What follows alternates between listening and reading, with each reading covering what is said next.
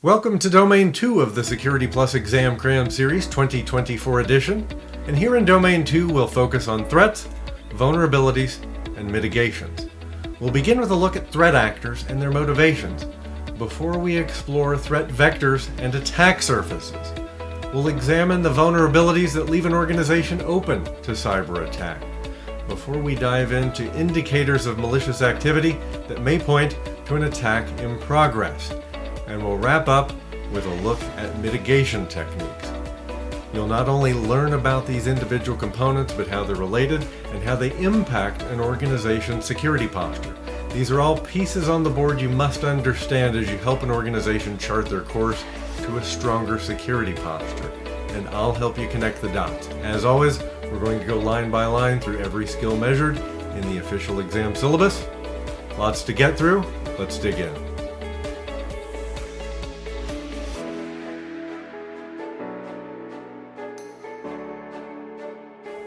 Welcome back to the Security Exam Cram Series 2024 edition. In this installment, covering every topic in the official exam syllabus for Domain 2 of the Security exam. Because it's so often requested, you'll find a PDF copy of this presentation available in the video description, intended for you to download and use in your exam preparation. And the chapters within this course should appear automatically on the timeline, but just in case, you'll find a table of contents that's clickable in the video description, so you can hop forward and back in the video as necessary as you prepare. And as with the previous release of the Security exam, I recommend the official study guide from Cybex, which includes 500 practice questions, 100 flashcards, and 2 practice exams, as well as the companion practice test manual, which brings another 1,000 practice questions and 2 practice exams. And if you register for the online resources so you can leverage these questions in an electronic format, I believe it's all the practice quizzing you're going to need to prepare yourself for exam day. And I will leave you links in the video description to the least expensive copies on Amazon.com. And the focus of Domain 2 is threats, vulnerabilities, and mitigations. And as was the case with Domain 1, in Domain 2 we're going to go line by line through the official exam syllabus, touching on every topic in there. Section 2.1 asks us to compare and contrast common threat actors and their motivations. So we will look at the types of threat actors that are out there, from the very sophisticated nation state to the very much unskilled attacker in a script kiddie. We'll look at their attributes, whether they're inside or outside the company, and their relative funding levels and level of capability or sophistication, and finally, their motivations. And I'm going to cover these in a way that will make it easy for you to map the actors to their attributes and their motivations as you prepare for the exam. So if I were to just take a high-level categorical perspective, I could look at this from a mission versus money perspective around their motivations and incentives. So if I look at money and mission, nonprofits, those out there to improve society, government, who will fall somewhere in the middle with economic and political motives, business-focused attackers that are purely driven by profit, and at a high level I could throw some examples here. Criminal enterprises are money-driven. Governments tend to be somewhere in the middle, and those who are focused on their mission, on their principles, don't really care about the money. So the point is, the motivations and incentives for different types of organizations will vary, and understanding an attacker's motivation reveals probabilities and potential impacts so you can establish priorities.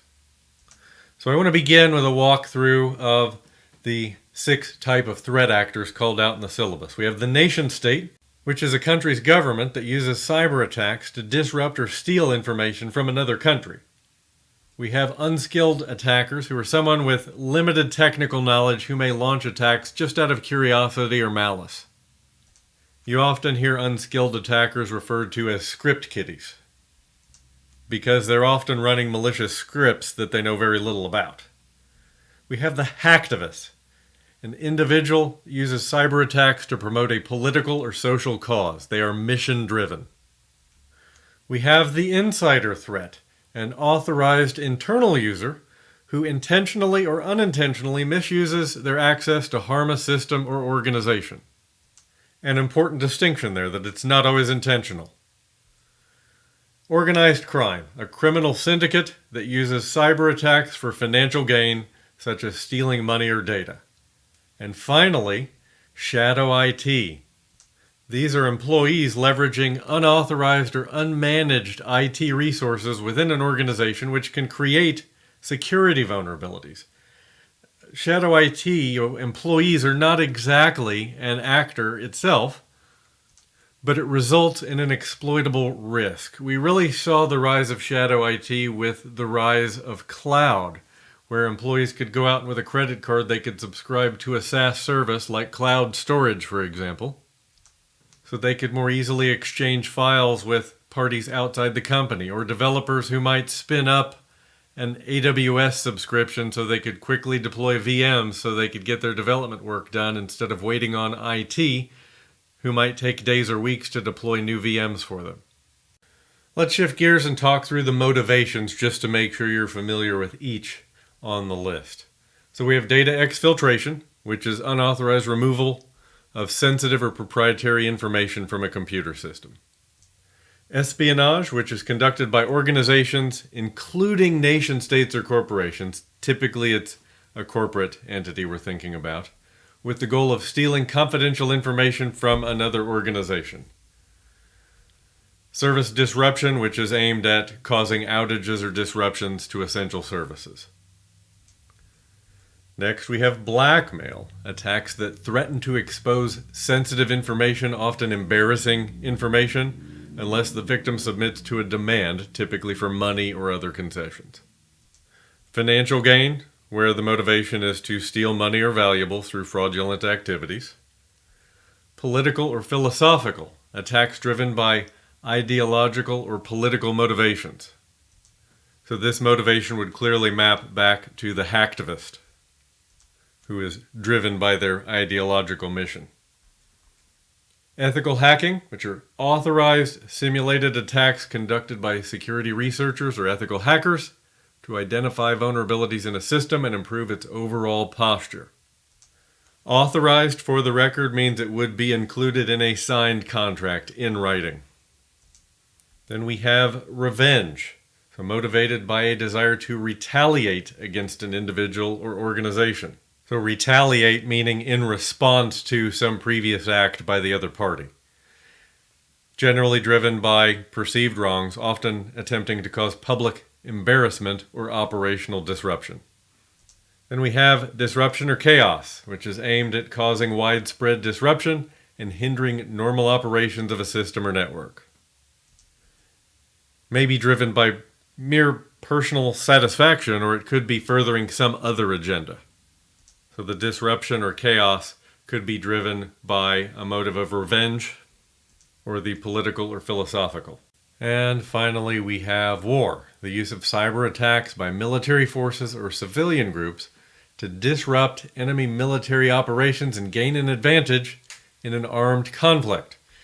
War waged through cyber attacks is often called cyber warfare. Now that you've been introduced to threat actors and their motivations, we're going to bring this information together along with their characteristics and capabilities and ultimately some examples, all in a tabular format to make preparation for exam day an easy task. So going down the list here, we have the nation state, high level of skill, motivations that include espionage, disruption, and power. Motives we've seen illustrated in spy movies for many years and on the news. Organized crime, also typically high level of skill, focused narrowly on financial gain. Fraud and extortion tend to be two of their primary motivations. We have the insider threat. Now with an insider threat, the level of skill varies, as does the intent. So with an insider threat, the common malicious intents will be financial gain or a disgruntled employee who wants to do damage. Espionage begins with an external source, and usually the aim there is to steal sensitive information like trade secrets. With the hacktivist, skill level can vary. They're focused on their social or political causes. A great example of a highly skilled hacktivist organization would be the group that goes simply by Anonymous. The unskilled attacker is, of course, very low in their level of skill, and they may be out for financial gain. More often, it's malice, just trying to hurt or embarrass an adversary, and often just sheer curiosity about the world of hacking. And then finally, shadow IT, where the skill level varies, but to the low end, it could be a business person just buying cloud storage so they can more easily share files. To the high end of skill, being maybe a senior developer using their credit card to buy AWS time so they could accelerate their development activity. Now, I want to go a step further and give you some examples and elaborate a bit. But do remember, the insider threat and shadow IT, these are the two that are inside the organization. What these two have in common is they are generally employees. They are insiders. So to go one level deeper, I could give you some examples. So if we start with the nation state, that's really about stealing intellectual property, state secrets we call them, from a foreign competitor. A lot of that is focused on the balance of power in the world.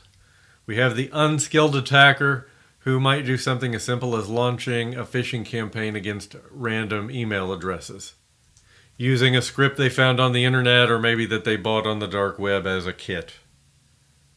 The hacktivist, which is a portmanteau of hacker and activist. So they might, for example, leak sensitive data from a big corporation they believe is unethical.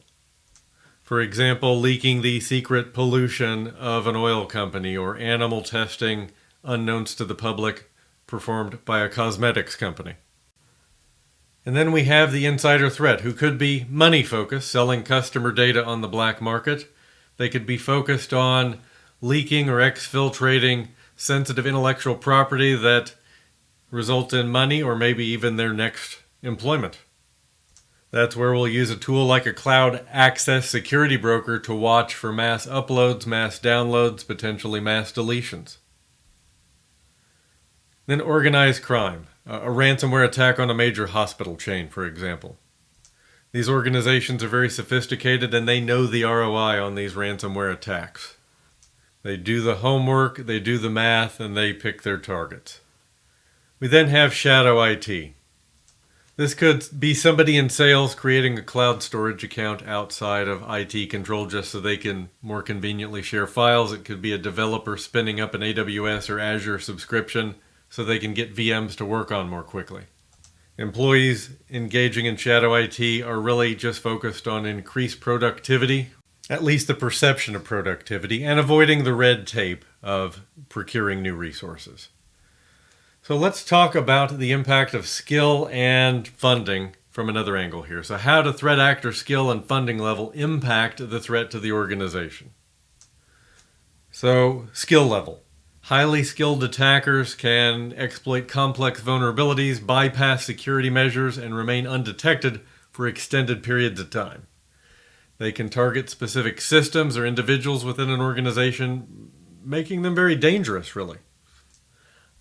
Low-skilled attackers are going to be less likely to launch sophisticated attacks for that very reason. They're going to rely on readily available tools, or they're going to exploit well-known vulnerabilities. Whereas those high-skill attackers may be coming at you with zero-day threats or very clever exploits. But even a low-skilled attacker can be dangerous if they target a vulnerable system or they trick employees into compromising security, so social engineering. Phishing attacks are cheap and easy. The ROI is good. That's why phishing attacks are so common. So if we think about it from a funding perspective, your well-funded actors like nation states, organized crime groups, they can invest in advanced tools, they can hire skilled attackers, and develop custom malware.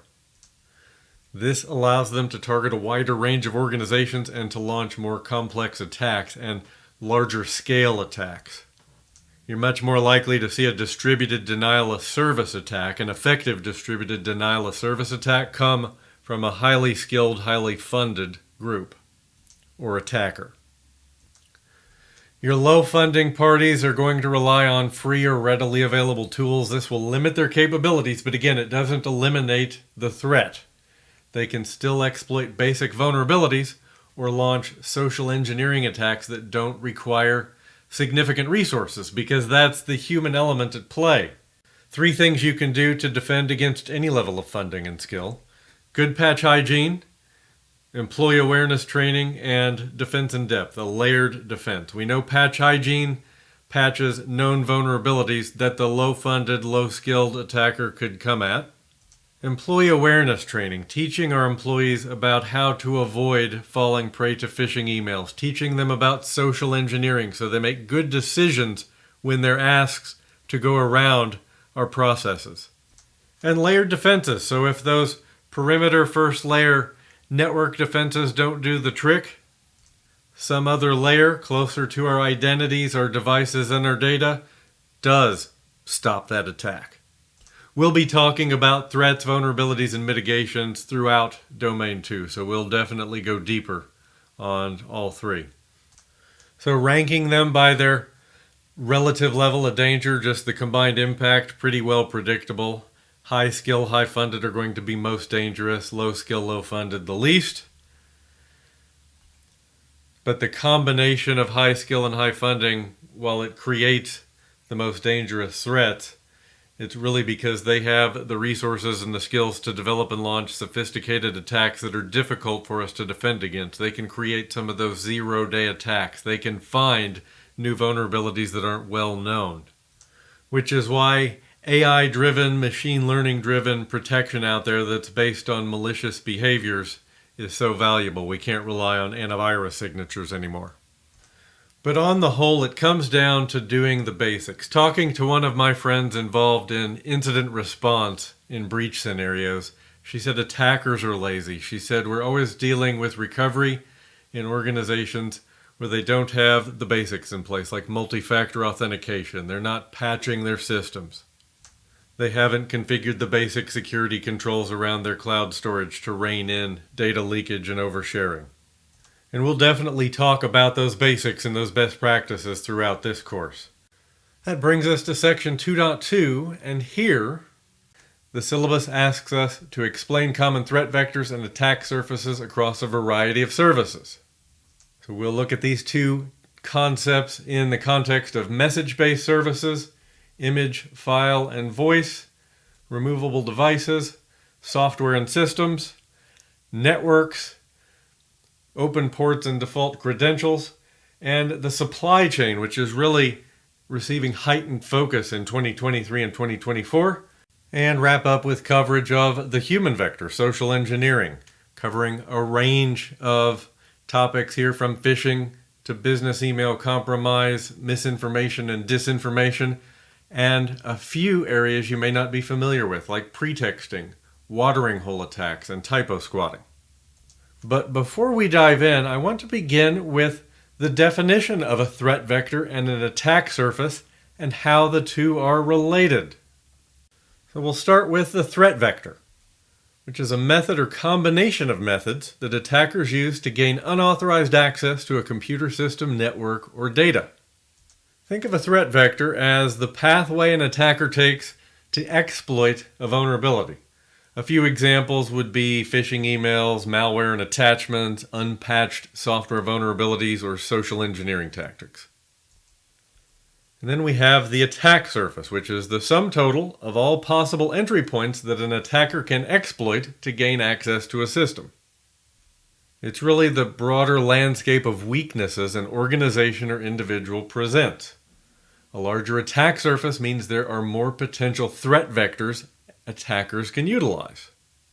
So the attack surface really represents our vulnerabilities.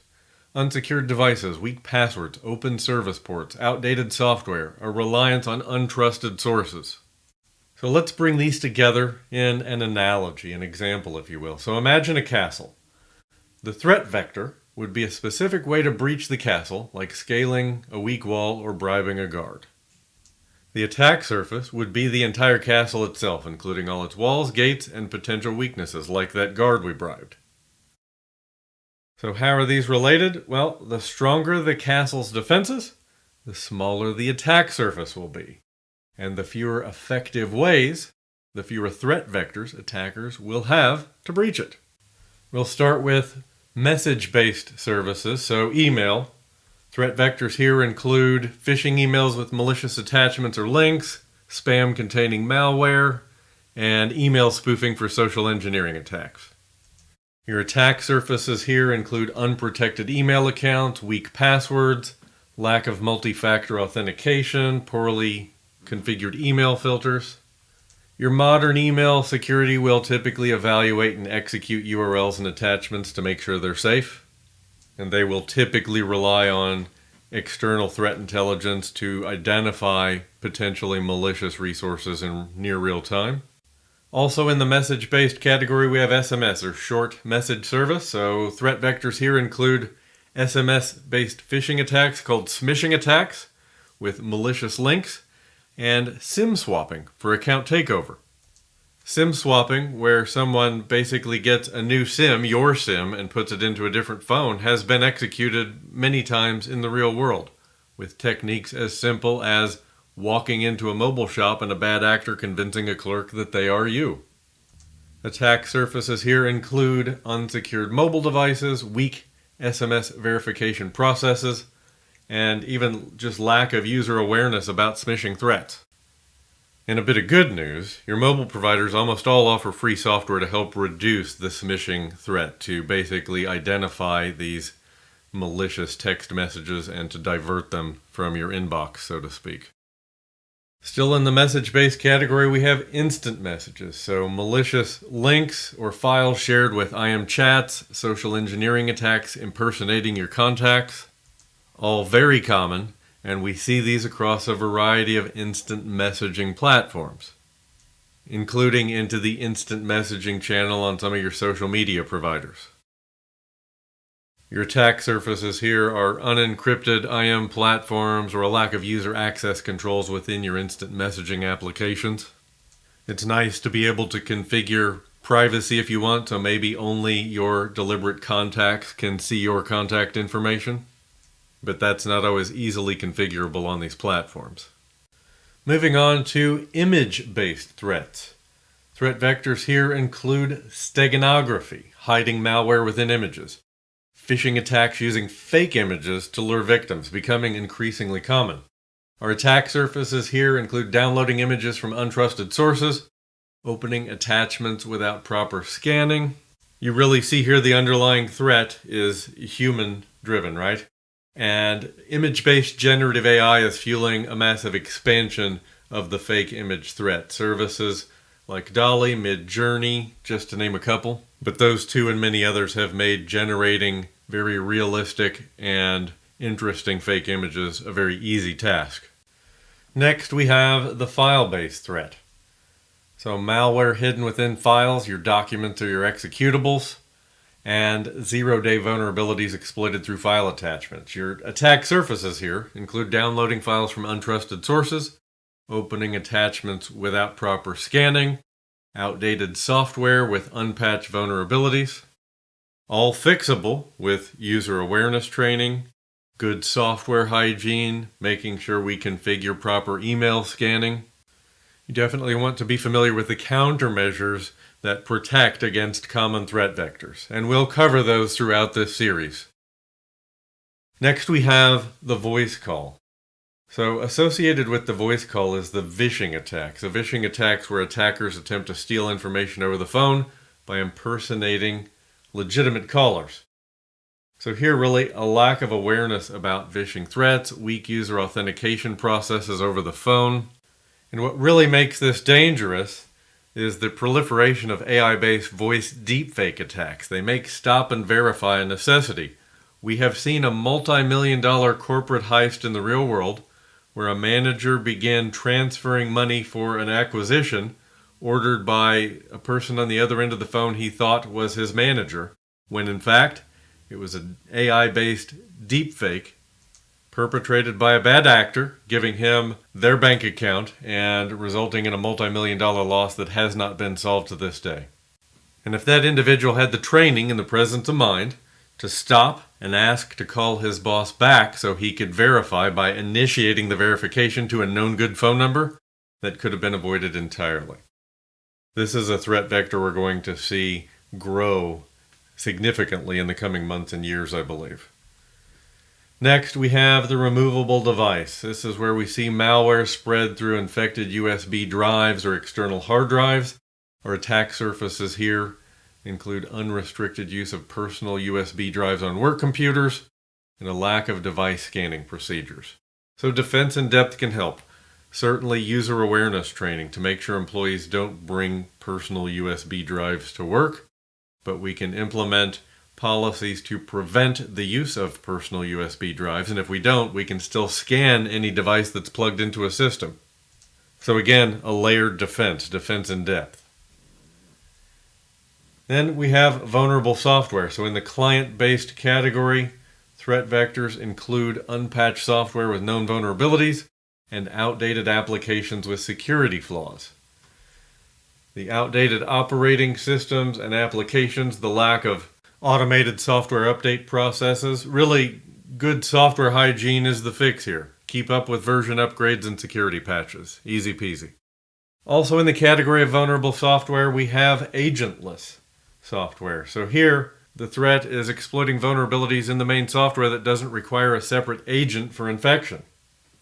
So while the attack surface is less configurability, limited patching options, and increased reliance on the vendor security are all risks. Agentless is attractive because there's nothing for us to deploy and the resource footprint is often less, but it definitely comes with some potential downsides. So you'll definitely want to discuss these concerns with the software vendor, preferably before adoption. Next, we have unsupported systems and applications, so legacy applications, legacy systems. Your primary threat vector here is attackers targeting known vulnerabilities in unsupported software where security patches are unavailable, oftentimes. So using outdated and unsupported operating systems or applications due to lack of upgrade options are your primary attack surface here. So even if the organization just can't deal with getting to a new version of the software, what they can do is look at network segmentation or isolation to reduce the threat, to reduce the exposure. And I've seen this in industrial and manufacturing scenarios where you have systems that are decades old, they haven't been supported for years, but the business relies on them, and that's what we do. We segment and isolate those systems so they're not vulnerable to attack because their attack surfaces are not exposed on our networks. To the extreme in manufacturing scenarios, you'll see systems like this air-gapped, so there's no way to get to them. Next, we have the Unsecure Networks category. So let's start with wireless. Threat vectors here would include man-in-the-middle attacks on unencrypted Wi-Fi networks or eavesdropping on network traffic. So our attack surfaces here include connecting to public Wi-Fi networks without a VPN or using weak encryption protocols on wireless networks. So if we minimize our use of public Wi-Fi and keep access points updated and patched, so we're using modern protocols and we don't leave our passwords at default, we should be in good shape. In the wired category, your threat vectors here include physical access to a wired network for unauthorized access or malware spreading through a network. Your attack surfaces here include weak network segmentation, which enables lateral movement if a bad actor should get a foothold in your environment, a lack of physical security measures for network equipment. So earlier in the series we talked about physical security and the fact that there is no security without physical security. If I can get into that wiring closet where the network devices live, there's no amount of logical security that's going to help. But from a logical controls perspective, network segmentation or micro-segmentation are key defenses. If we put systems that need to communicate into the same segment whenever possible and prevent systems that don't need to communicate with those from entering that segment, that's going to be an effective defense. And to close out the Unsecure Networks category, we have Bluetooth. So your primary threat vector here is Bluetooth hijacking for data theft or malware infection, and your potential threats here can range from annoyance attacks to full device takeover. The attack surface here is unidentified or unsecured Bluetooth connections, leaving Bluetooth enabled on devices even when they're not in use, which is a no-no. Training your users to make sure that they only turn Bluetooth on when they need it, for example, if they're connecting a wireless headset. Next, we have open service ports. So So your primary threat vector here are attackers exploiting known vulnerabilities in exposed services running on specific ports. So if you leave HTTP, unencrypted HTTP running on port 80, bad actors will find that through a port scan. If you leave RDP, Remote Desktop Protocol, running and available to the internet for IT staff to connect for support purposes, bad actors will find that in a port scan.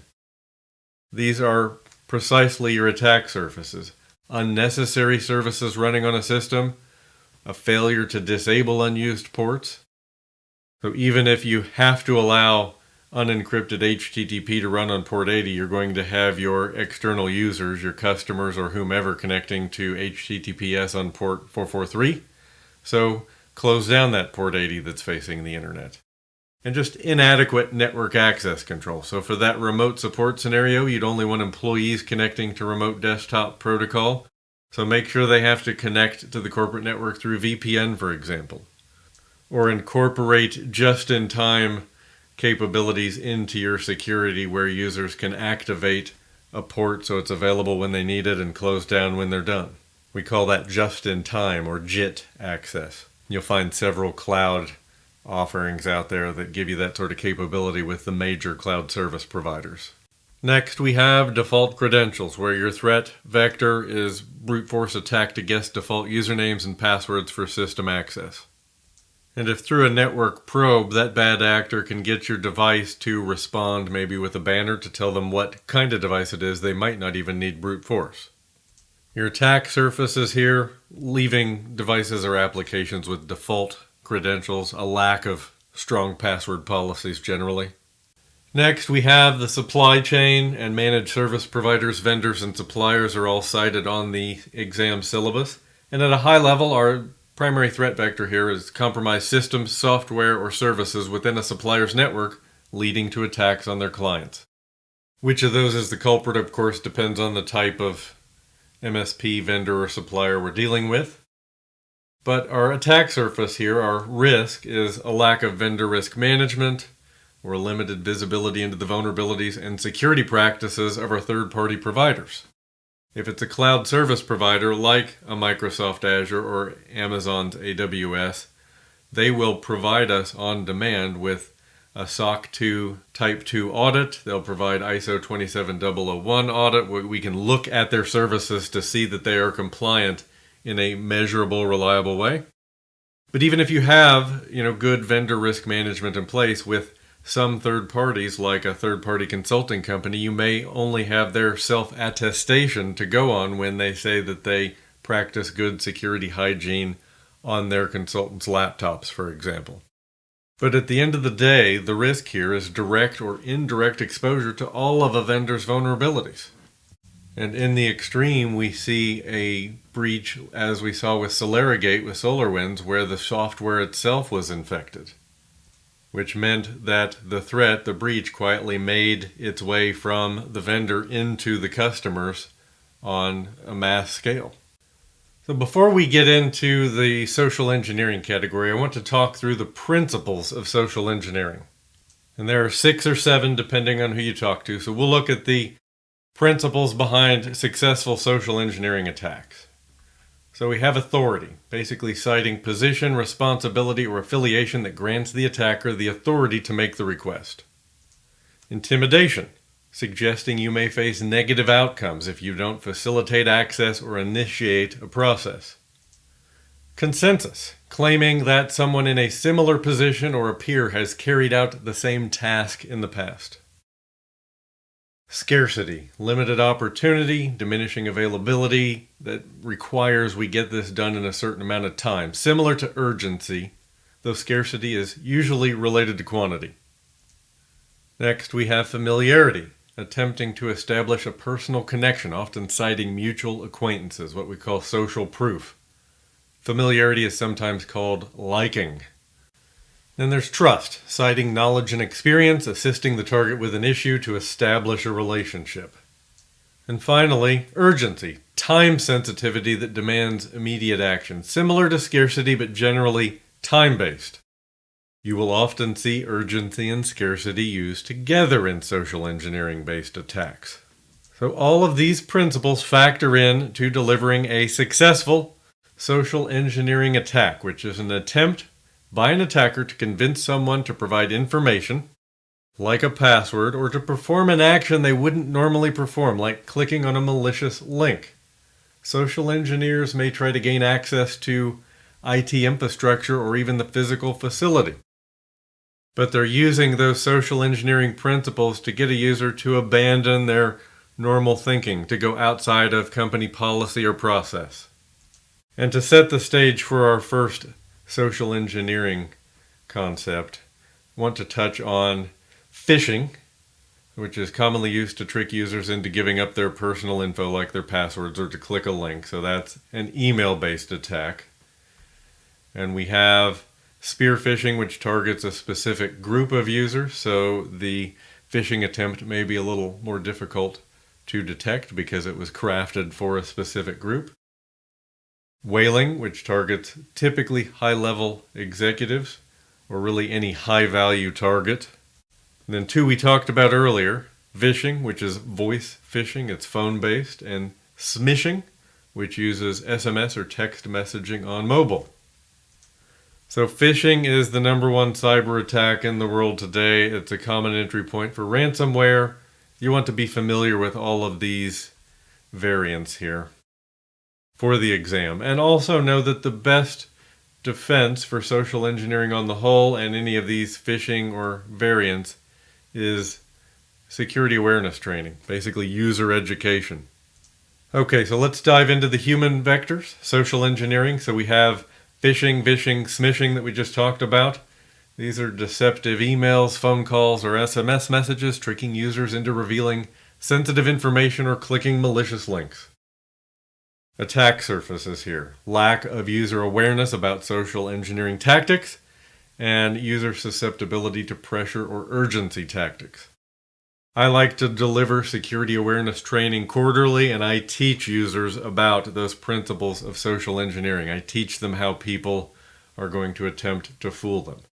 You have two defenses here, plain and simple, two primary defenses. Show users less malicious content, which means improve your security layers, your email filtering. Make sure your users have software on their mobile devices that reduce the number of SMS messages that are malicious that are shown to them. Software that will block the spam phone calls, which could be the precursor to a voice-based deepfake, capturing their voice so AI can then reproduce it. And again, the good news is all of your major mobile providers have free or low-cost software that will provide all of these protections from smishing and vishing, the spam in text and voice. And then the other way is to reduce the likelihood they will click or respond to those requests. Next, we have misinformation and disinformation. So the vector here, spreading false or misleading information to manipulate public opinion or disrupt decision-making. The attack surface here is human understanding, reliance on unverified sources of information, or difficulty in discerning truth from fiction online. Not all users are going to be equally savvy, so user education and awareness training is a good defense here. Show your users where they can get reliable news online. Show them how to verify or debunk stories that appear sensational or suspect. Then we have impersonation and business email compromise. So here, attackers and their creativity and leveraging social engineering principles are the primary threat vectors. And your attack surface here is the user, their vulnerability to emotional manipulation, deceptive content, as well as exploitation of their trust. Generative AI has made attacks in the area of email much more difficult to detect. Although on the flip side, when you have an impersonation attack, an impersonation attempt, the email usually comes with a known employee name like the CEO, but from an unfamiliar address, and your email systems in the cloud like Microsoft Exchange Online, for example, will increasingly give you some indication that even though it looks like it came from the CEO, it came from an address that you don't normally see. But in terms of the quality of these attacks, generative AI has made it more difficult to detect because generative AI like a ChatGPT will write good English emails for attackers that don't even speak English. Next, we have pretexting, and I wanted to give you a little background before we get into the threat vectors and attack surface there. So in a pretexting attack, an attacker tries to convince a victim to give up information of value or access to a system. The distinguishing feature here is that the attacker develops a story or a pretext in order to fool the victim. The pretext often leans on establishing authority for the attacker as someone who should have access to the information. The pretext often includes a character played by the scam artist and a plausible situation in which that character needs access to the information. And to that end, pretexting was called out on the syllabus in the human vector social engineering category. So it's deceptive communication where an attacker invents a scenario, that pretext, to gain a victim's trust and extract information or access. The attack surface here is, in many senses, procedural, so a lack of verification procedures for callers or requests, or a user willingness to help without proper caution. So those social engineering principles definitely factor in here, but teaching users to pause and verify can reduce the risk. So as part of that awareness training, when a user gets an unusual request that's going around a process, they should learn to pause and go verify. If they have to call a third party within the company, a manager or someone, to verify that it's okay they're doing what they're doing, or if this is a request from a direct superior and they simply need to verify it is who they believe it is, they can hang up the phone and call them back. But in either case, when it comes to user awareness training today, there's a lot of value in teaching users to pause and verify when they're going out of band, outside of policy and procedure. Next, we have the watering hole. So the threat vector here, when attackers compromise a legitimate website frequently visited by a target group, it's the watering hole. And when victims visit the compromised site, they become infected with malware or have their credentials stolen. And again, it's social engineering, so the target is the user. The attack surface here are users' unfamiliarity with secure browsing practices, visiting untrusted websites. And while we can certainly implement web filtering to reduce the likelihood users will visit malicious sites, there's no security that's going to be perfect. So the best defense there is going to be a combination of appropriate filtering, web filtering, email filtering to check those malicious URLs, and well-trained users through security awareness training. Then we have brand impersonation. This is where attackers create websites, social media accounts, or emails that closely resemble those of a legitimate brand to trick victims into revealing personal information or clicking malicious links. This often comes down to a simple lack of attention to detail when interacting with online content, not verifying the legitimacy of a website or a vendor. And there are some protections for this. Certainly user awareness training first and foremost, but in email systems, most corporate environments today implement a banner on every external email that comes in that tells the user in big red text, this email came from an external source, review it carefully. We don't have quite the same capability in a website, though URL link validation is available in some of your better email scanning and filtering systems. Last on the list is typo squatting, but to give you just a bit of background here, typo squatting is a form of cyber squatting, sitting on sites under someone else's brand or copyright, and targeting users who type an incorrect web address. So basically minor misspellings and the like. This is sometimes called URL hijacking. It may involve misspellings or the use of Cyrillic characters. These attacks often employ a drive-by download that can infect a device even if the user does not click anything. Just the act of visiting the site triggers the download. So your threat vectors here. Attackers register domain names with slight misspellings of popular websites. They'll misspell google.com or microsoft.com. So when users mistype the address, they're directed to a malicious website that might steal credentials or infect their device, do a drive-by download. The attack surfaces here is user error in not being careful in typing web addresses, but also not checking the URL carefully before entering login information or clicking on that URL in an email. Really just a habit that needs to be trained into users with recurring security awareness training. And that brings us to section 2.3, where we'll be focusing on vulnerabilities. More specifically, the syllabus asks us to explain various types of vulnerabilities. We'll examine vulnerabilities across a number of categories, including application, operating system, web-based vulnerabilities, hardware, virtualization, cloud-specific, a much bigger topic than that single line on the syllabus indicates, supply chain, cryptographic, and misconfiguration, mobile device, and finally, zero-day vulnerabilities. But before we dive into all this material, there are 4 terms you must know before we begin. These represent foundational knowledge that will help you to understand everything we're about to talk about, so I'll cover those right now. First, we have vulnerability, which is a weakness in a system, application, or infrastructure that can be exploited to gain unauthorized access or to cause damage. It's the flaw or gap in security that could be taken advantage of. Then we have a threat, which is a potential event that could exploit a vulnerability and cause harm. It's the possibility of something bad happening. An exploit is a specific method or tool used to take advantage of a vulnerability. It's like the recipe for hacking that leverages the system's weakness. And finally, the attack, which is the actual attempt to exploit a vulnerability to achieve the malicious goal. So let's look at how these relate to one another in the context of a potential security breach. So a vulnerability exists in a system.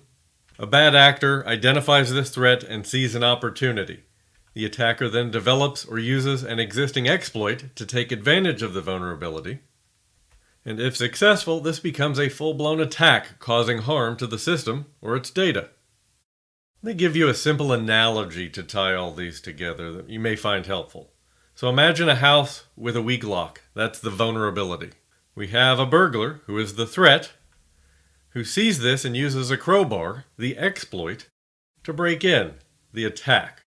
So by understanding these terms and their relationship, you should be able to better identify and address security risks in your own systems. But for exam day, it will help you understand what's being asked of you in those exam questions. So let's get into vulnerabilities, beginning with buffer overflows, which are attacks attackers use to exploit poorly written software. A buffer overflow exists when a developer writes code that doesn't validate user input to ensure it doesn't allow input that is too large for its memory space. So when this occurs or is exploited, code or related data can overflow the memory buffer. We prevent this with input validation, and we can identify this with appropriate software testing. Maliciously inserting information into memory is known as memory injection, and this is the primary goal of a buffer overflow attack. One version of the buffer overflow is the integer overflow, which involves putting too much information into too small of a space that has been set aside for numbers. It's a type of arithmetic overflow error when the result of an integer operation does not fit within the allocated memory space. Instead of an error handled in the program, it usually causes the result to be unexpected, and this often leads to buffer overflows and is generally ranked as one of the most dangerous software errors. Your error messages may include overflow or arithmetic overflow. Your countermeasures in this case are secure coding practices, where we make sure we're validating the size of our data. This is generally handled through appropriate typing of our variables. So we could use larger variable types like long in Java or long integer in C, both of which accommodate 64 bits. Next, we have race conditions, which is a condition where the system's behavior is dependent on the sequence or timing of other uncontrollable events. So the time of check is the moment a system verifies access permissions or other security controls. And the time of use is the moment when the system accesses the resources or otherwise uses those granted permissions. This creates a vulnerability to a time of check, time of use exploit. It's a timing vulnerability that occurs when the program checks access permissions too far in advance of a resource request. And when use is attempted, access is no longer there. Next, we have malicious updates, which is where an attacker attempts to deploy a fake patch that is designed to compromise the security of an application or an operating system. Software publishers can protect against this threat with code signing, and if systems only accept signed updates, the threat is effectively mitigated. When it comes to operating systems, we have several potential OS-based vulnerabilities. Default settings, like default passwords or settings that are insecure out of the box, or even unneeded apps or services, all of which become potential paths for attackers.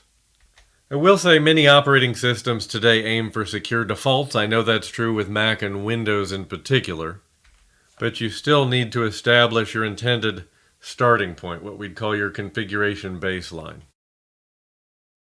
Which brings us to configurations or misconfigurations, as configurations are often intentional, but they may not be secure, and that's where secure configuration baselines come in handy. We establish a baseline configuration, a starting point that we know covers our needs in production without unwanted apps and services, and then we can use a vulnerability scanner to ensure that we don't have any holes in our configuration. Any security holes, that is. Then we have privilege escalation, vulnerabilities that allow attackers to gain higher privileges on a system than they should have, allowing access to sensitive data or to install malware. The fix here is we require authentication to elevate, so that's user access control in Windows or sudo on Linux and Unix platforms. Zero-day are a category of vulnerabilities that are unknown to the software or hardware vendor and very dangerous because there is no patch available to fix them. Defense in depth with AI and next-gen capabilities that we see in XDR, extended detection and response, intrusion detection and prevention systems, as well as CASB, Cloud Access Security Brokers, can offer layers of defense to help identify potentially malicious behaviors and stop them before they become a full-blown attack. Bottom line, an operating system has many features, but the zero-day can target other apps, systems, data, and infrastructure. And in those many OS features, we have to remember the more features we enable, the greater our attack surface. That's why for operating systems on the whole, we want to establish that secure baseline that gives us the configuration with functionality that we need and nothing that we don't. Next up, we have vulnerabilities compromised through web-based threats, and these are exploited due to weakness in improper input handling. The first vulnerability we're going to examine is used to compromise front-end web apps and their back-end databases. Amongst the most common, we have the SQL injection attack, which use unexpected input to a web application to gain unauthorized access to an underlying database. SQL injections are not new, and they can generally be prevented through good and secure coding practices. Your common countermeasures include input validation first and foremost, using stored procedures, pre-compiled code rather than SQL queries, SQL statements, and to limit account privileges. And another in the web-based category you should know for the exam is a type of injection that uses malicious scripts called the cross-site scripting attack. It's a type of injection in which malicious scripts are injected into an otherwise benign and trusted website, often through an input field. It occurs when an attacker uses a web application to send malicious code to a different end user. It occurs when web apps contain what's called reflected input. As with SQL injection, a good defense is input validation and filtering to catch malicious scripts, and validating data length and data type. Now, the cross-site scripting attack exploits client-side trust, but the server plays a role as well. Let me explain through an analogy, just a simple example. So here's something you might find helpful. Let's take a bakery accidentally mixing broken glass into a batch of cookies. That's the server-side vulnerability. People buying those cookies from the bakery would trust that bakery, but if someone eats those cookies, they're going to get hurt. That's the client-side execution.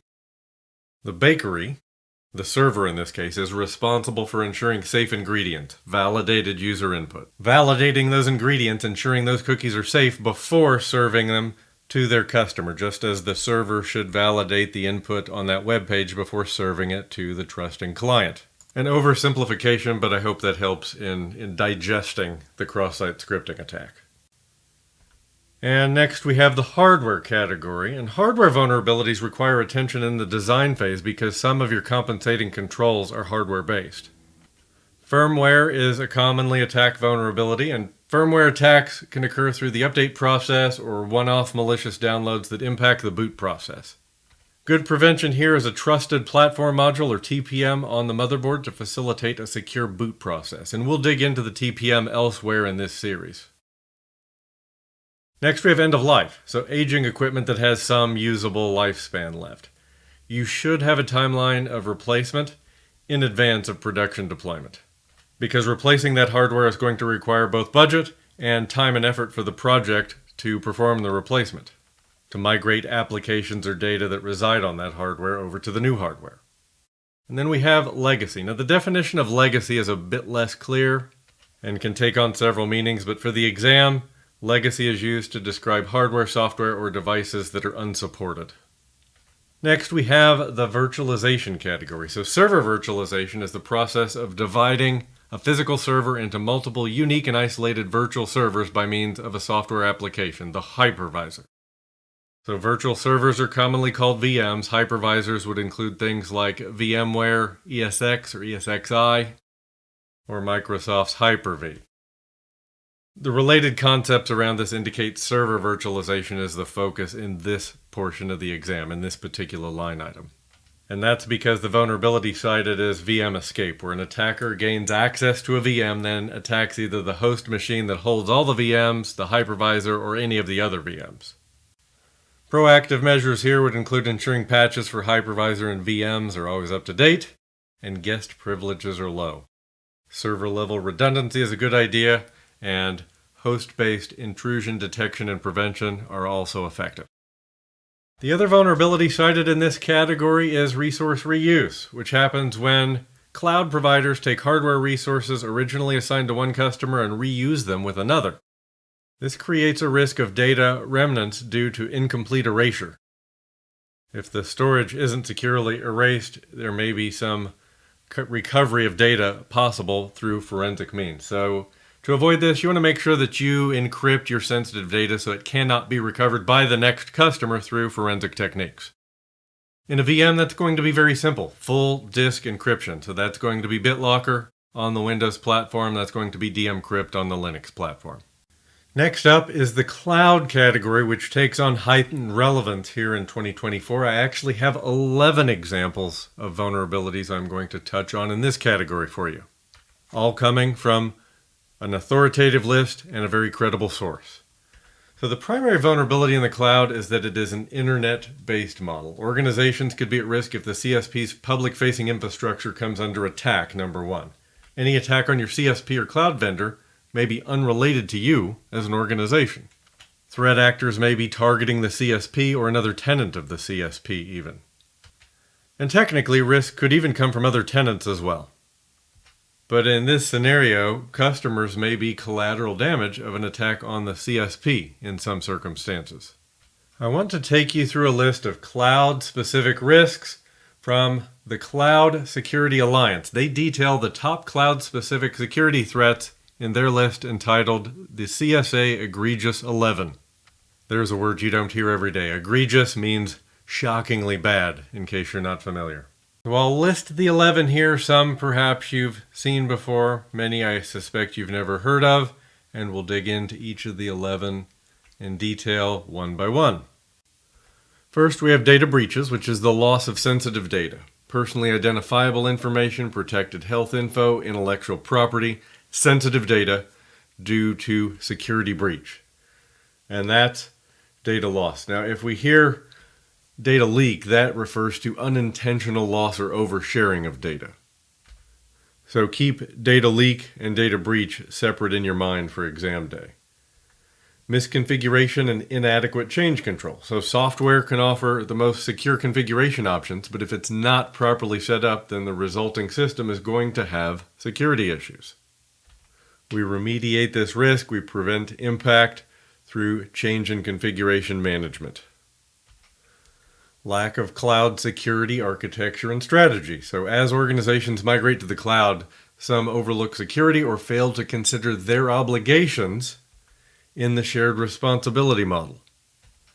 You need to know who is responsible for security at each layer in the cloud, because sometimes it's you, and sometimes the cloud service provider will provide a feature for you to configure to make that feature secure, but you're responsible for configuration. And that's often due to the fact that every customer's needs are different, and you need to configure it to tailor the feature to your environment. Then there's insufficient identity, credential access, and key management. The public cloud offers benefits over legacy on-premises environments, but it also brings additional complexities, often in the form of new ways to configure familiar capabilities. Two great examples are identity and access management and secret and key management, which are going to be very different in the cloud versus on-premises. On the whole, identity and access management, encryption, key management, all of it tend to be greater versus what we see on-premises, but new ways to implement these familiar features, so there's going to be something of a learning curve. Next, we have account hijacking, which is credential theft, abuse, and/or elevation to carry out an attack. Phishing is going to be the most common approach here, statistically speaking. Insider threat. So the vulnerability here are disgruntled employees, employee mistakes, and unintentional oversharing. So notice the threat is both due to intentional damage and unintentional damage. So job rotation and privileged access management will help us deal with the intentional, and auditing and security training can help us to identify the unintentional. And we have insecure interfaces and APIs. So customers failing to secure access to systems gated by APIs, web consoles, and other cloud interfaces.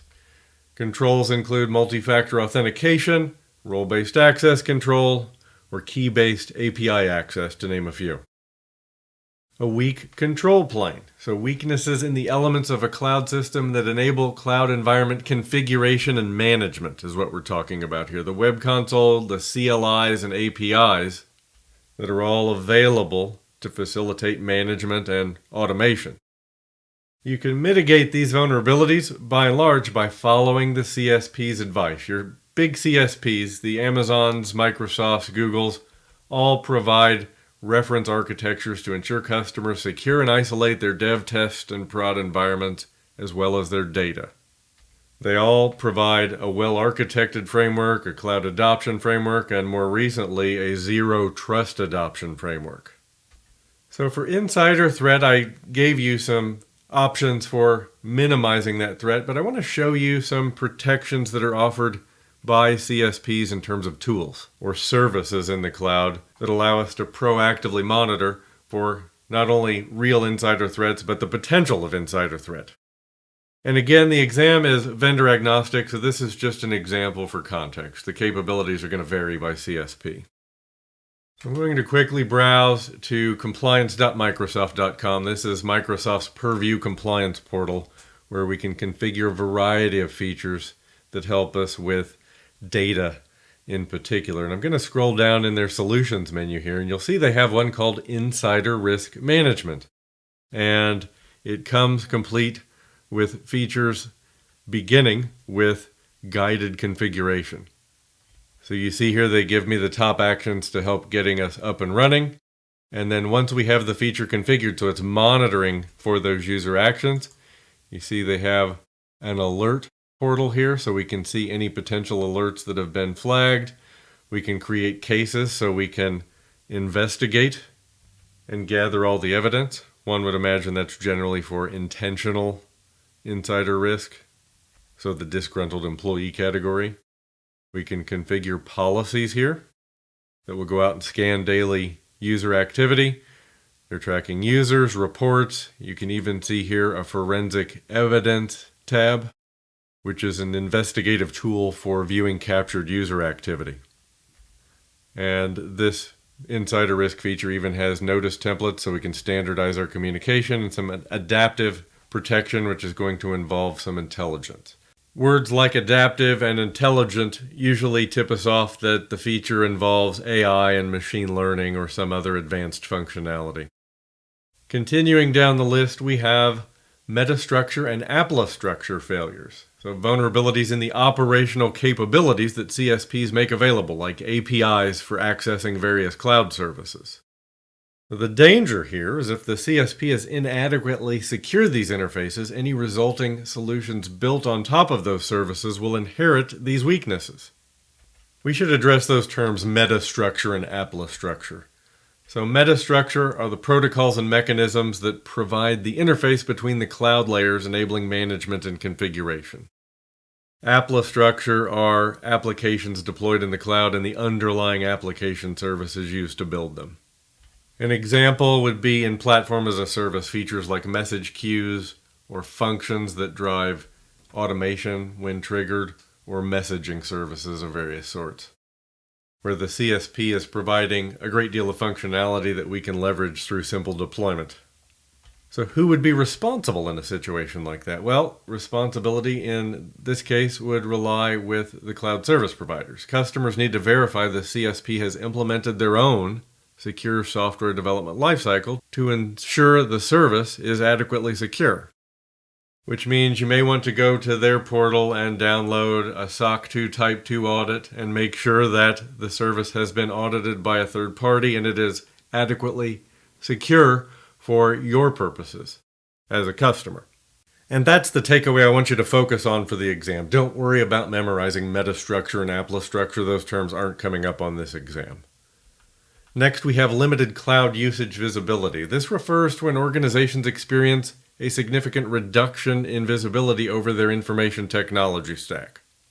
This is because in some models, the CSP owns the stack. So whether or not this is truly a vulnerability comes down to understanding your responsibility in the shared responsibility model. And if there is some bit of information that you need to know that the CSP isn't showing you in the built-in reporting.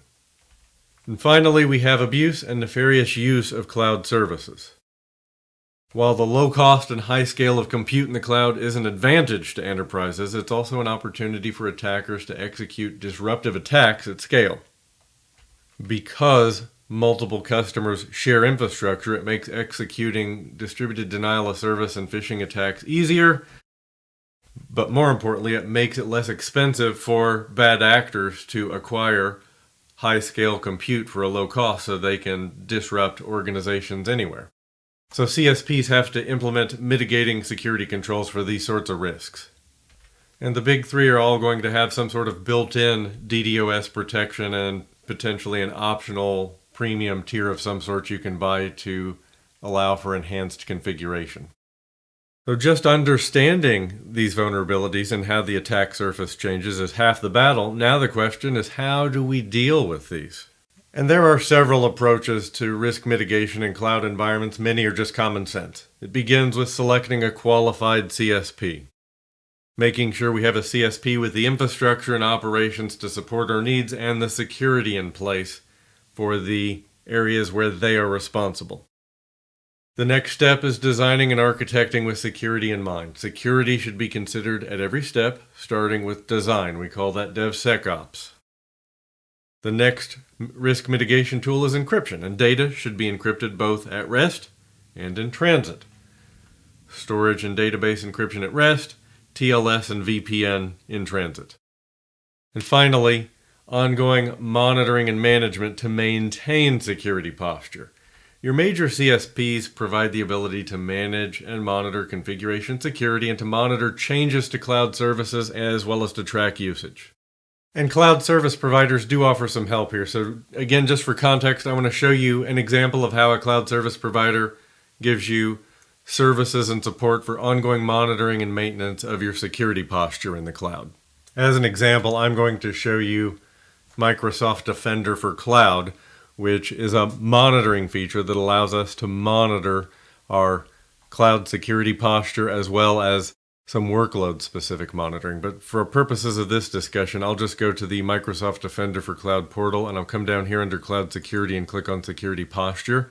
And what you'll see here is they even give us a score. They gamify it, so to speak. And that gamification is important because it quantifies my current position. So if I see that score go up or down, I know if I am improving or regressing. When I see the unhealthy resource count go up or down, I know which direction my security posture is headed. So let's look at the recommendations here, and they're going to give me a list. And in this particular tool for Defender for Cloud, they actually prioritize based on the impact and the ease of effort. That is to say, they're going to put the big wins and the quick wins up to the top of the list. And I see some common sense recommendations here. I should enable disk encryption on these VMs. I should configure secure communications on this server. And here's another common sense one. Web applications should only be accessible over HTTPS. Of course it should. Let's click on that recommendation and see what they give us under the hood. And so here I see they describe the deviation from best practices, and they even give me recommended actions. And in this case, they've gone a step further and they give me a quick fix. And they mention that after we fix it, it can take up to 30 minutes until this moves into the healthy category. But if I click on fix here, we notice we have just push button remediation. So there's a lot of cloud security posture management support for us in this tool, and similar tools on other cloud platforms as well. And they go beyond that in this particular tool. We even see workload protections, which would give us some features specific to PaaS services, for example, like databases and web applications.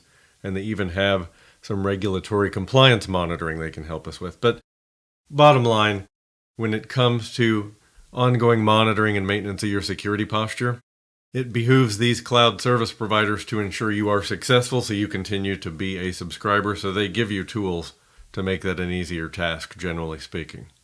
Let's move on to the supply chain category. So sophisticated attackers may attempt to indirectly interfere with an organization's business through their supply chain. Attackers might gain access to hardware devices at the manufacturer or while in transit from the manufacturer to the end user, to the company. They may install backdoors or other malware for device control. They may also target software providers, inserting vulnerabilities into software before it's released. Attackers may compromise managed service providers to gain access to their network and, by association, the customers they service. So the vulnerabilities, as you can imagine, vary widely based on the type of vendor in the supply chain we're working with. So good prevention here is effective vendor management practices that uncover service provider security posture and practices to reduce risk, to ensure that we are not inheriting vulnerabilities that impose an unacceptable level of risk on our business. Next up, we have cryptographic vulnerabilities. These are the weaknesses or flaws in a cryptographic system that can be exploited to compromise system security. This is another big topic we could spend hours on. I'm going to give you a few examples here to give you some context of a range of areas of concern so you have some perspective for the exam. So examples like weak encryption, improper key management, inadequate randomness and authentication, key lifetimes, public key length, symmetric key length, the strength of our implementation. So in the area of cryptography, vulnerabilities like these can lead to severe consequences like exposure of our sensitive data, unauthorized system access, and other security breaches. Let's step through these examples one by one to give you some perspective, starting with weak encryption. So using an encryption algorithm that's no longer considered secure, for example, like DES or RSA with a small key size, which can make it easier for an attacker to decrypt information. We want to make sure we select algorithms that are well suited to our use case, widely accepted as secure, make sure we pick an adequate key size before we move into implementation. Improper key management, so failing to protect access to encryption keys adequately can compromise the sensitive information they protect. Keys should be stored in an access-restricted store or vault. Inadequate randomness. Some cryptographic algorithms, such as generating session keys, require a source of random numbers.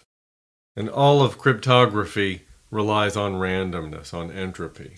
So in a situation where we need to provide source random values, we'd want to use a true random number generator, not a pseudo-random number generator, which can weaken our encryption. We're minimizing predictability.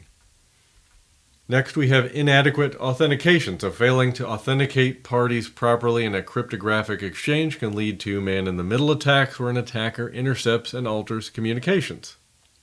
Unauthenticated or even anonymous access is a big no-no when we think about security. Key lifetimes. The length of the time a key is used for encryption can affect the security of the cryptographic system. The longer that key is around, the more likely it is exposed to some compromise. So for example, client and server certificates should typically have a lifespan of no more than approximately 1 year. In fact, last I looked, I believe the recommended lifespan of an X.509 certificate is somewhere around 395 days as an industry standard. We have public key length, so given a key of the same length, public key cryptography, also known as asymmetric cryptography, is generally more vulnerable to attacks than symmetric key cryptography. So, for example, it's recommended that we use a 2048-bit key length for our X.509 certificates. Those are the certificates you'd issue from a PKI. So remember, asymmetric comes up in cases where we need to securely transmit a symmetric key for bulk encryption, digital signatures, several other uses, but complementary to symmetric, as I just mentioned. The length of the symmetric key can also affect the security of the cryptographic system, even with a currently accepted algorithm. So you have perfectly secure algorithms that offer differing key lengths. For example, with AES, a 256-bit key length is required in some U.S. government scenarios. AES, for example, supports key lengths of 128, 192, and 256 bits. So shorter key length means fewer possible combinations, which means greater vulnerability to brute force attacks, for example. Next is strength of implementation. So ensuring cryptographic solutions are properly implemented is as important as selection of the secure solutions themselves. It's crucial to implement the systems as recommended and to keep them updated to protect against vulnerabilities. Our next category is misconfiguration, which occurs when a configuration mistake is made, human error, for which impact may vary. There are a variety of ways we can prevent human error. Infrastructure as code, configuration management tools, continuous integration and continuous delivery, or CI/CD, checklists and templates to minimize the need to perform manual steps again and again, change management that requires test and review, and regular security audits and vulnerability scans.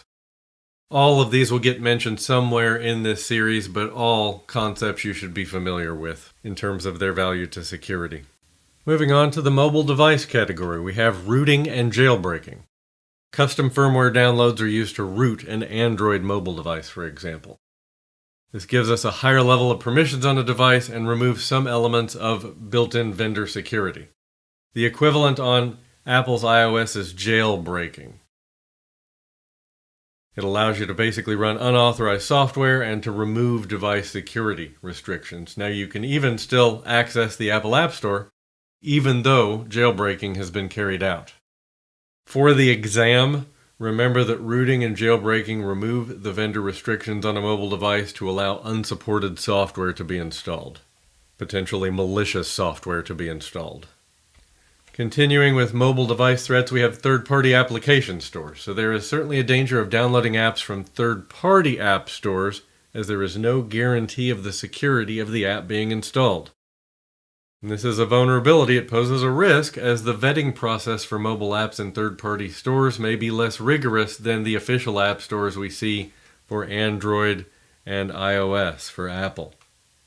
And finally, we have sideloading, which enables installing an application package in an APK format, that's an Android format, on a mobile device. It's useful for developers to run trial of third-party apps, but it also allows unauthorized software to be run on a mobile device. And last but not least, the zero-day category. So zero-day exploits are attacks that use a vulnerability that's either unknown to anyone but the attacker or known only to a limited group of people. Basic security practices can often prevent zero-day vulnerabilities. Today, AI, machine learning, and user and entity behavior analysis driven antivirus, SIM and SOAR, intrusion detection and prevention, extended detection and response, all offer some defense against zero-day exploits. Because they're not based on watching for signature matches, they're looking for malicious behaviors. They're looking at threat intelligence that helps to identify known bad actors, known malicious IP addresses, software known to contain malware. And here again, all solutions will cover throughout this series. That brings us to section 2.4, where we'll focus on indicators. More specifically, given a scenario, analyze indicators of malicious activity. And this section references several categories of attacks: malware, physical attacks, network attacks, application attacks, cryptographic attacks, and password attacks. But in line with the name of this section, we see the final area is indicators, or indicators of compromise, we call them. So when it comes to cyber attacks on the Security Plus exam, you should understand the basics of the attack, how we mitigate that attack, what are our preventative measures, our countermeasures, but also we need to be familiar by this section with the indicators. So I think we're going to rearrange the order here ever so slightly. There are 3 terms I want to familiarize you with before we get into the content of this section, but I'm also going to take that indicator section and I'm going to move it to the front of our discussion. Knowing a bit about these indicators before we talk about those indicators in the context of these various cyber attacks will be helpful. So another long-form reference to indicators is indicators of malicious activity. For purposes of our discussion here, we're simply going to call them indicators. Indicators are signs that something suspicious might be happening on a system or network. And it could be technical, like unusual login attempts or data exfiltration, or it could be behavioral, like employees downloading suspicious files. They don't necessarily mean an attack is underway, but they warrant investigation for sure. Then we have malicious activity, which is a potential event that could exploit a vulnerability and cause harm. Malicious activity can be detected by indicators, but it may be more subtle and require deeper investigation to get to what's really going on. And then we have a cyber attack, which is a deliberate and focused attempt to exploit a system or network vulnerability to achieve a specific goal. This is the actual execution of malicious activity with a specific goal in mind. So indicators, malicious activity, and cyber attack. Let's put these in context through an analogy. So indicators are like smoke detectors. They might go off because of burning toast, a false positive, or a real fire, a true positive. Malicious activity is like seeing flames flickering in a window. It suggests something bad is happening, but it could be an unattended candle or a full-blown fire. The attack is the actual fire spreading through the house. It's the most damaging event in the sequence, confirming malicious intent and causing significant harm. With the important terms behind us, let's move into indicators, beginning with account lockouts. An account lockout happens when someone repeatedly fails to log in with the correct credentials, suggesting brute force attacks or stolen passwords. Next, we have concurrent session usage. Now, if someone has access from geographically impossible locations at the same time, it could indicate account compromise and someone else being logged in simultaneously. So if my account shows I'm logged in Sacramento and also logged in from Sydney, Australia, that would be a problem. That's problematic concurrent session usage. Then we have blocked content. So security systems might block access to malicious websites or files, and when we see frequent attempts to access blocked content, it could be a sign of malware trying to phone home. Next, we have impossible travel time. So login attempts from locations too far apart in a short time span might indicate stolen credentials being used elsewhere. So if I have a login from Sacramento and then 30 minutes later I log in from Sydney, Australia, so not at the same time but in rapid succession, that indicates a greater distance than one could travel in that short amount of time. Resource consumption, a sudden spike in resource usage. That might be CPU, memory, network, could be disk, which could be malware running or a hacker trying to exploit system vulnerabilities. And then resource inaccessibility. So critical resources being inaccessible could be a sign of a denial of service or distributed denial of service attack or malware tampering with systems. And resource consumption can lead to resource inaccessibility. If all the resources are consumed by a malicious function, there won't be resources available for our application. Next, we have out-of-cycle logging. Security systems typically log events on a schedule, like every 5 minutes, for example. We might see a check-in in the system log. So unscheduled or unexpected logging activity could indicate tampering or an attempt to cover tracks. Maybe we see a spike in the number of login attempts being logged in our security logs, and it's not, during the morning rush. That's an indication of something unusual. Then we have published or documented indicators. So if a specific exploit or malware is well known, security professionals might track instances where it's being used. And finally, missing logs. So security logs are crucial for investigating incidents. They give us our audit trail. And missing logs could be a sign of tampering by a bad actor to avoid detection. Now we'll step into attacks beginning with malware. First, we have ransomware.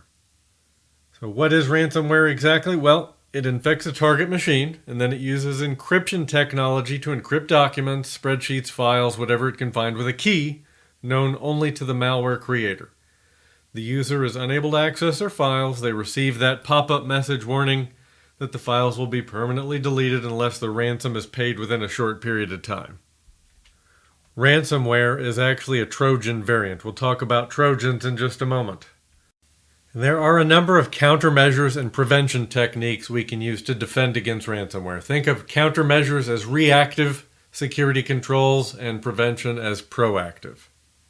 So in the countermeasures category, we can back up computers, store backup separately. We can back up our cloud storage. It's quite common to see businesses back up their OneDrive associated with Office 365, for example.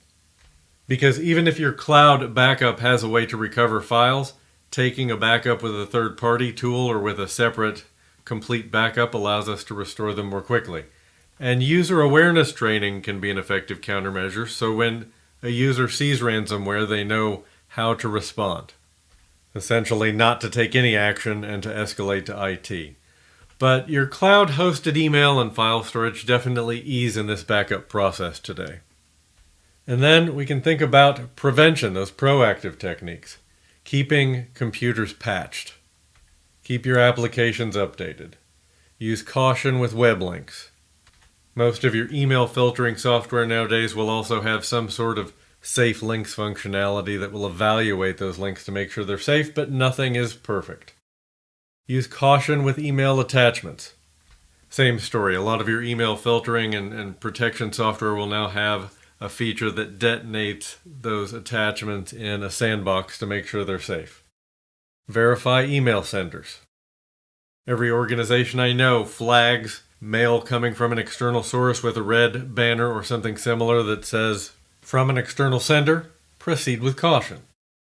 And any sort of preventative software program. This could be EDR, XDR, any number of features out there that protect against successful deployment of ransomware. And modern EDR and XDR, AI-driven cloud services, can definitely help in the prevention category. They'll have access to external threat intelligence. They monitor for emerging threats, what some call zero-day behaviors, and generally they'll have some sort of portal that give you central visibility into any situations of concern in your organization.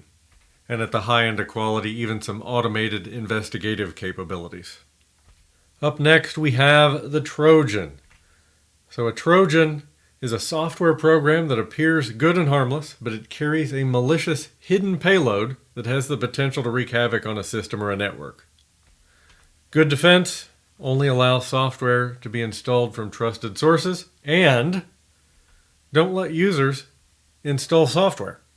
Install approved software for them. Set up a request process so when a user needs new software that's not already standard sanctioned software, they have a path for approval.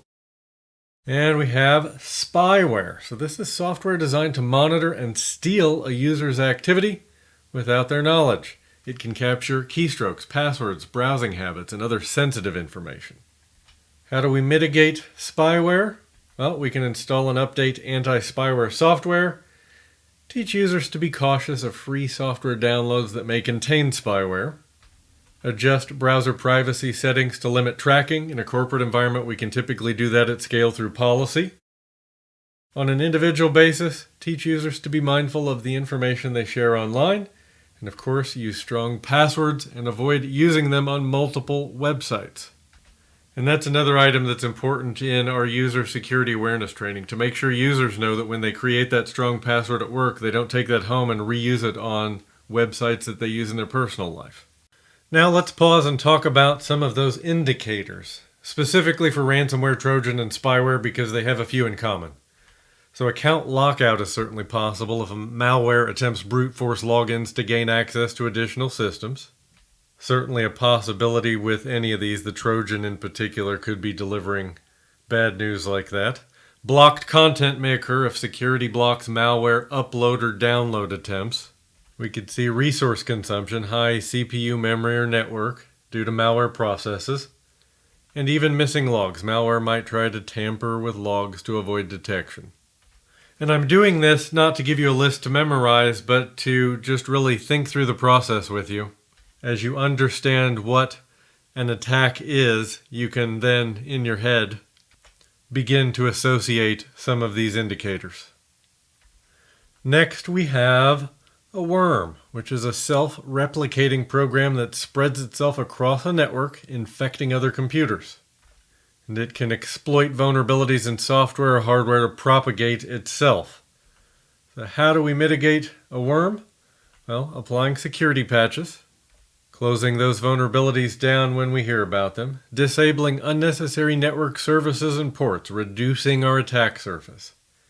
Using firewalls to control network traffic, we'll have access lists there. Educate our users about not opening suspicious emails or attachments. Making sure we scan systems for malware infections. Making sure that we have email protections that scan attachments and examine hyperlinks. And as they self-propagate throughout your environment, they can be configured to potentially consume resources, steal data, or otherwise disrupt system operations. Let's talk about the indicators related to the worm.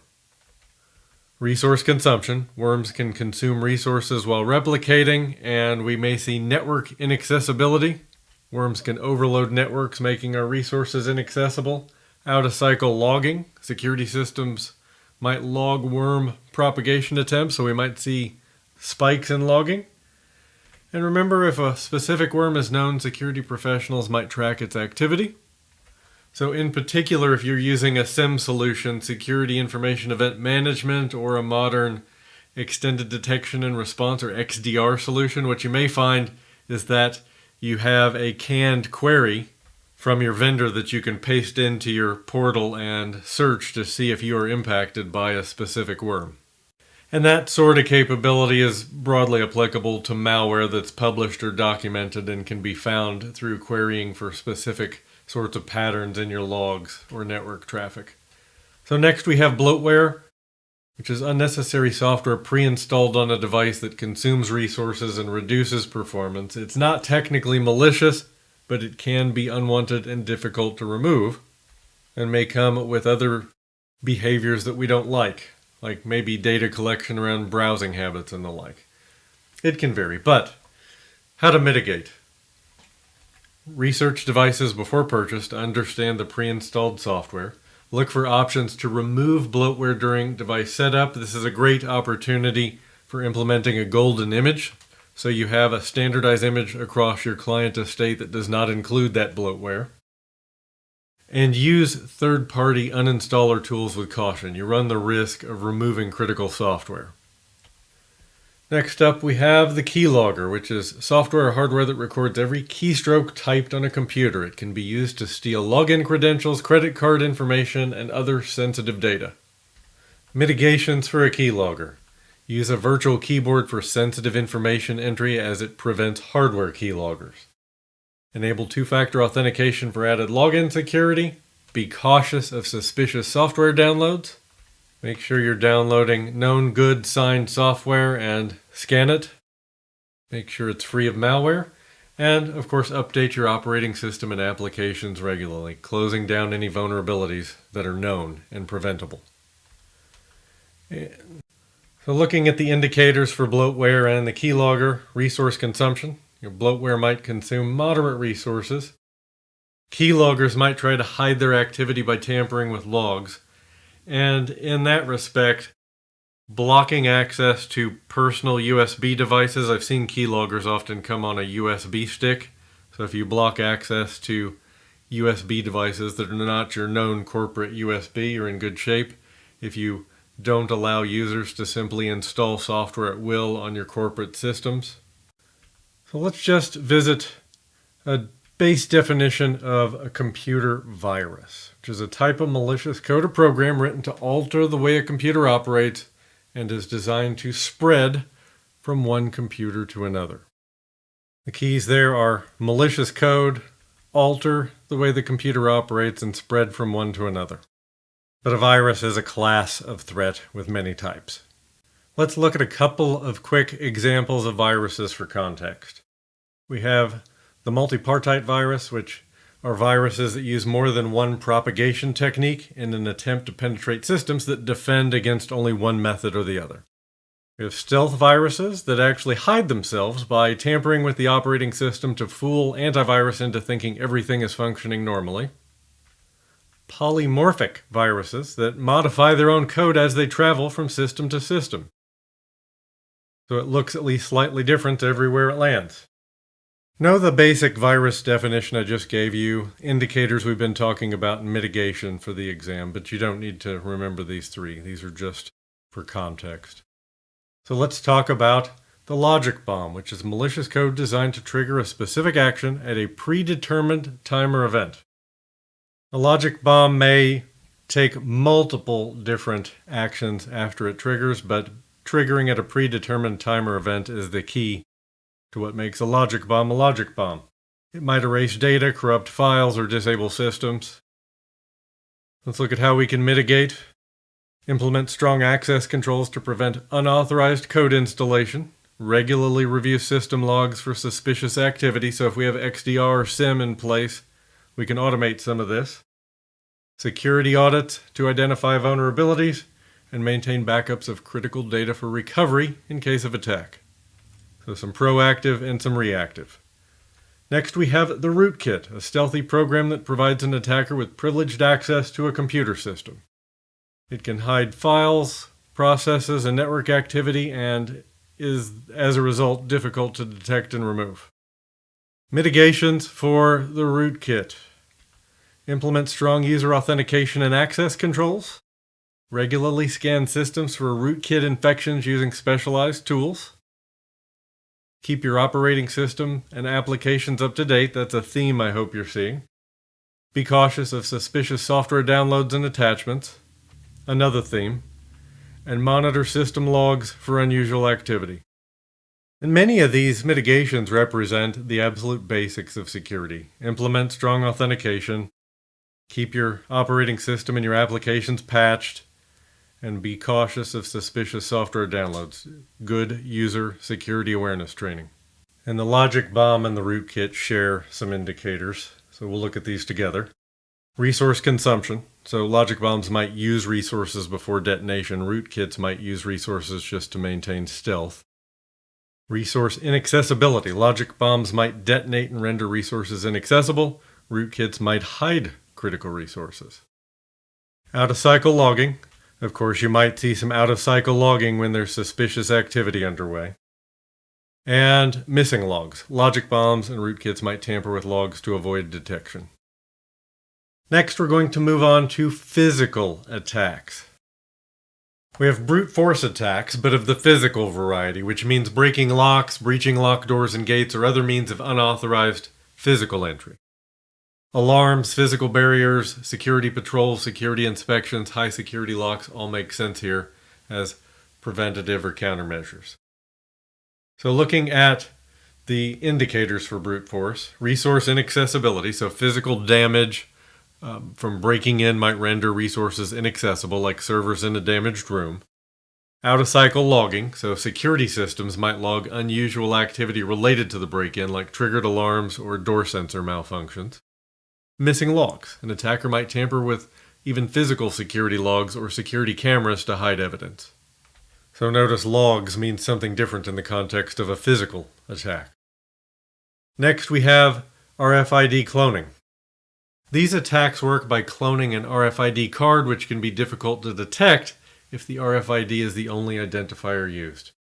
A few things we could do here, certainly encryption or cryptographic authentication, a shielded badge holder, which would prevent cloning just by mere physical proximity, as well as statistical anomaly detection, which can spot anomalies at time of use that might indicate a cloned card. So looking at our indicators here, we have impossible travel. So this is certainly a key indicator if a cloned RFID card is used from a location significantly different from the authorized user's typical location. And missing logs. An attacker might tamper with logs to hide unauthorized access via a cloned RFID tag. That would certainly imply some form of previous access in most cases, I think. Next, we have environmental attacks. These may include attacks on HVAC systems, so heating and air conditioning, triggering a fire alarm or fire suppression system maliciously, physical tampering like cutting cables, security cameras, alarms, controlled access paths, security guards, requiring check-in at a security desk in order to access a secure data center makes pretty good sense. So indicators on the environmental category. We have resource inaccessibility, so environmental attacks can render resources inaccessible. A flooded server room, high heat damaging equipment, which takes really only in the single-digit hours in some cases. Out-of-cycle logging. Security systems might log unusual environmental sensor readings. So certainly temperature, humidity, the presence of water. And missing logs. An attacker might tamper with security logs to hide their activity after causing damage within the environment. Moving on to network attacks, the syllabus cites distributed denial of service, so let's touch on the basics here. We have a denial of service attack, which is a resource consumption attack intended to prevent legitimate activity on a victimized system. So it might consume all the CPU or all the memory or all the network or maybe all of those things. And then we have a distributed denial of service attack, which is a DOS attack utilizing multiple compromised computer systems as sources of attack traffic. Thus the distributed, because the attack is distributed across those multiple compromised systems. Your countermeasures here: firewalls, routers, intrusion detection, SIEM, disabling broadcast packets entering or leaving your network, disabling echo replies, patching. But it's important to recognize that distributed denial of service are a class of attacks. So there are two main variants that are called out in the syllabus as well that we need to touch on. There's reflected DDoS, which involves the attacker sending requests to a third-party server with a spoofed source IP address. The spoofed address is actually the target of the attack. It sends the response to the target instead of the attacker, overwhelming the target with unsolicited traffic. So the attacker sends the request out to their botnet to all of their compromised systems with that spoofed source IP address that points to the target of the attack, and all of those nodes in the botnet then send their responses to the target instead of the attacker. Then we have the amplified DDoS attack. This uses reflection techniques in combination with a technique called amplification. At a high level, what that means is a small request from the attacker generates a much larger response from the third-party server. There's a variant of an amplification attack called a DNS amplification attack that causes a vulnerable DNS server to generate a large amount of data and would essentially make it unavailable to all of the users that rely on it. Definitely very impactful if it's the wrong DNS server. But these are the two main variants of distributed denial of service you'll want to know for the exam. So let's look at indicators of attacks for distributed denial of service. So resource consumption first and foremost. A massive spike in network traffic would be a telltale sign of a DDoS attack. Resource inaccessibility. Flooded networks can become inaccessible to legitimate users. Out-of-cycle logging. Your security systems are probably going to log unusual traffic patterns in the case of a DDoS attack in progress. And as we've mentioned with some other attacks, another way we can find these would be if they're published or documented. Security professionals might be tracking it, which means with our SIM, we could probably run a canned query from our vendor that would tell us if we were experiencing that particular flavor of DDoS attack. Next, we have DNS attacks and their associated indicators. So we'll start with DNS poisoning, which is an attack where the attacker alters the domain name to IP address mappings in a DNS system. And they may redirect traffic to a rogue system or perform denial of service against the system itself. Then we have DNS spoofing, where the attacker sends false replies to a requesting system, beating the real reply from the valid DNS server. Countermeasures for DNS attacks would include only allowing authorized changes to DNS, restricting zone transfers to your other DNS servers you want those transfers to go to, using verified forwarders, log all your privileged DNS activity so you have an audit trail as well as the ability to spot out-of-cycle logging. All really well-documented best practices that have been around for decades. And then we have domain hijacking. And this involves the attacker changing the registration of a domain through technical means like exploiting a vulnerability with a domain registrar or through non-technical means like social engineering. The end result of a successful domain hijacking is the attacker can then change the settings and configuration of the domain registration. Countermeasures might include using a secure domain registrar, one that offers two-factor authentication and other security measures. Configure your DNS servers to use only secure protocols like DNSSEC. Strong access control for DNS record management. Diligent monitoring of your websites and DNS servers for malicious activity for sure. So let's look at the indicators of DNS attacks. One sign is resource consumption. DNS servers under attack might experience high resource usage. Resource inaccessibility, because a successful attack might render internet resources inaccessible by redirecting traffic. Out-of-cycle logging, you might see security systems showing suspicious queries or attempts to modify DNS records. If it's a widespread attack, it may be published or documented, something we can query through our logs, perhaps in our SIM. That'll be less common for sure. And missing logs. Attackers might tamper with logs to hide their activity. Next, we're going to have a look at wireless attacks. So in the wireless category, we're going to talk about Wi-Fi, but we're also going to touch on Bluetooth briefly. So in the Bluetooth category, there are three attacks that are top of mind. Bluejacking, which is where pranksters push unsolicited messages to gain or annoy other nearby Bluetooth through a loophole in Bluetooth messaging options. We have BlueSnarfing, which is data theft using Bluetooth. In BlueSnarfing, vulnerable devices are those using Bluetooth in public places with devices in discoverable mode. And then we have bluebugging, which was developed a year after bluejacking. It creates a backdoor attack before returning control of the phone to its owner.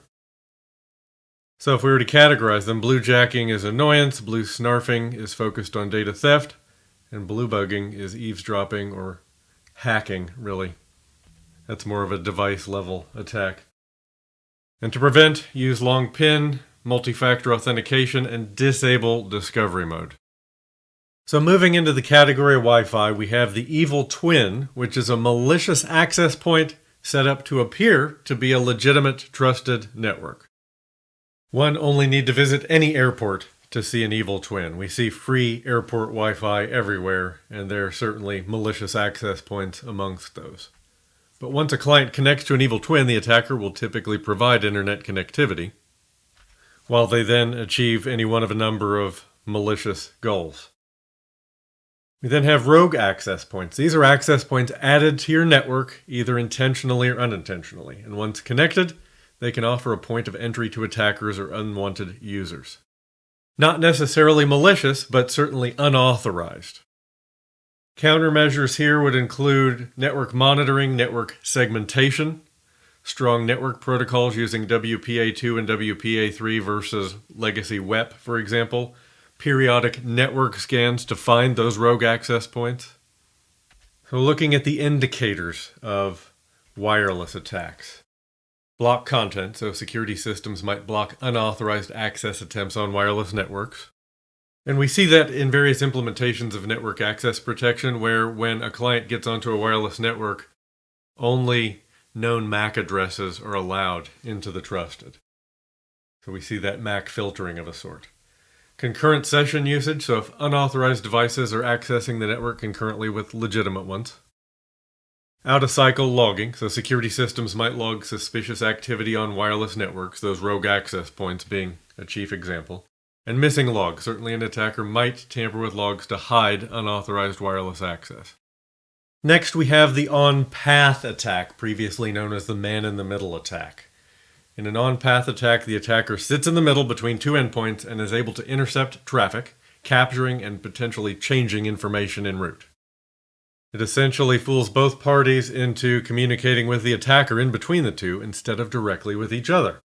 Different versions of the attack exist, some affecting websites, email communications, DNS lookups, or Wi-Fi networks. Good countermeasures using only encrypted, secure Wi-Fi, VPN, HTTPS, multi-factor authentication. Potential indicators of on-path attacks. Blocked content, so security systems might block suspicious traffic patterns indicative of a man-in-the-middle attack. And missing logs, attackers might tamper with logs to hide their activity. Next we have credential replay, which involves stealing or capturing legitimate login credentials, username and password, session tokens, etc., and then reusing them to gain unauthorized access to a system or account. So the result of a successful credential replay attack is the attacker gains unauthorized access to the compromised account or system and can attempt account takeover, lateral movement, privilege escalation, any number of malicious behaviors. Countermeasures to credential replay. Multi-factor authentication, regular password rotation, secure login protocols, session and idle timeout, security awareness training, monitoring logs. What we see here is the longer a secret lives, the more likely it is it can be compromised. So at the short end of the scale in terms of time, session and idle timeouts are an important step. All of these are going to factor, but session and idle timeout help us with those situations where a bad actor captures traffic and tries to replay within minutes of the actual conversation that originally happened. So let's look at indicators for credential replay. Impossible travel, so if stolen credentials are used from a location very different from the authorized user's typical location. Account lockout, so multiple login attempts from various locations could trigger lockouts. And you'll see an even more nuanced version of account lockout in the cloud. Some of your cloud platforms will have a smart lockout that will identify those bad actors coming from impossible locations and implement a lockout feature there that allows the trusted user sitting on your trusted network to continue operating normally. And concurrent session usage, so multiple logins from unexpected locations for the same account could indicate credential replay. Definitely a higher likelihood of account lockout versus other network attacks with credential replay. Still here in the network attack category, we have malicious code, and there are several malicious code attacks that fall into the network category, targeting the communication channels and exploit vulnerabilities within the network itself rather than individual devices. Some examples here would include denial of service or distributed denial of service, the on-path attack, or credential replay. Let's look at our indicators for malicious code. And we're talking about such a broad range of attacks, so the list is fairly long here. Impossible travel for stolen credentials with the credential replay we saw, account lockout with multiple login attempts, concurrent session usage, out-of-cycle logging. Now we're going to move into the application category.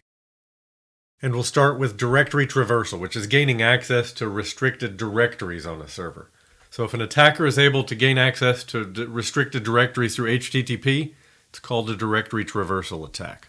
One of the simplest ways to perform directory traversal is by using what's called a command injection attack that carries out that action. And if it's successful, it might allow the attacker to get to the site's root directory. If you've ever worked from the command line, the dot that allows you to go up one directory level, you'll see a number of commands that are using that cd ... allowing them to crawl up the tree to the root. In fact, most of your vulnerability scanners will check for weaknesses with directory traversal or command injection and let you know they're there. So if you're doing, monthly scans for vulnerabilities, you should see that you're vulnerable to these. Because generally speaking, they don't require authentication even. You can find them with an unauthenticated vulnerability scan. So to secure your system, you should run a scanner and keep the web server software patched. So the scanner patched, and certainly there is some configuration that you'll need to do to make sure your server is locked down. Also in the app category, we have injection attacks, which are used to compromise web front ends and back-end databases, generally exploiting improper input handling. SQL injection is a good example. We talked about this one earlier. Basically, unexpected input into a web application that allows the attacker to gain unauthorized access to an underlying database. Not a new attack and can be prevented through good code practices first and foremost.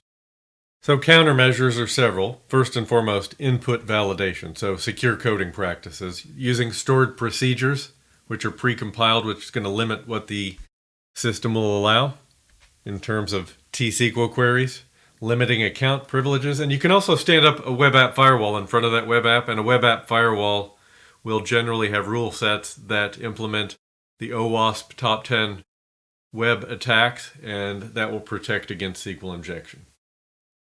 Next, we have buffer overflow, attacks attackers use to exploit poorly written software. And this is another one, generally speaking, that exploits input validation or lack of input validation. And when this occurs, the code, can overflow the memory buffer. So you prevent with input validation, identify with software testing, because maliciously inserting information into the buffer is the primary goal. It's memory injection. This can cause exception errors, application crashes.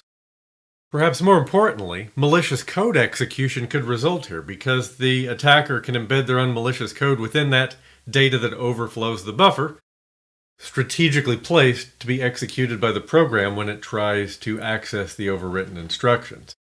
Now, these are less common attacks than they used to be due to operating system improvements. So OSs do address space layout randomization, ASLR, that randomizes the location of key program components in memory, making it more difficult for attackers to predict where their code needs to be placed.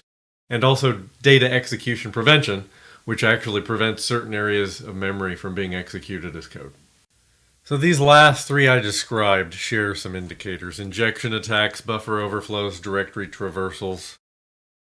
Resource consumption is one indicator. Exploit attempts might consume resources during the attack, resulting then in resource inaccessibility by corrupting data, crashing applications.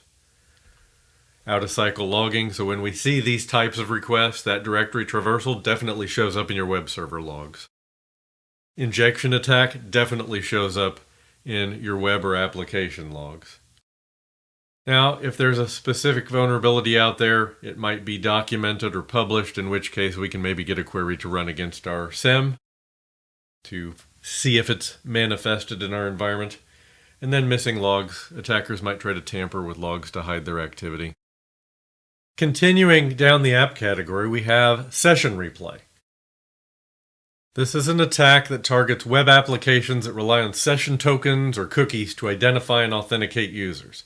Essentially, in the capture sequence, the attacker intercepts a legitimate user's logon session with the application. And then the replay. The attacker then uses the stolen token or cookie to replay the captured session. So if they're successful, the attacker gains access through a fake session that appears legitimate.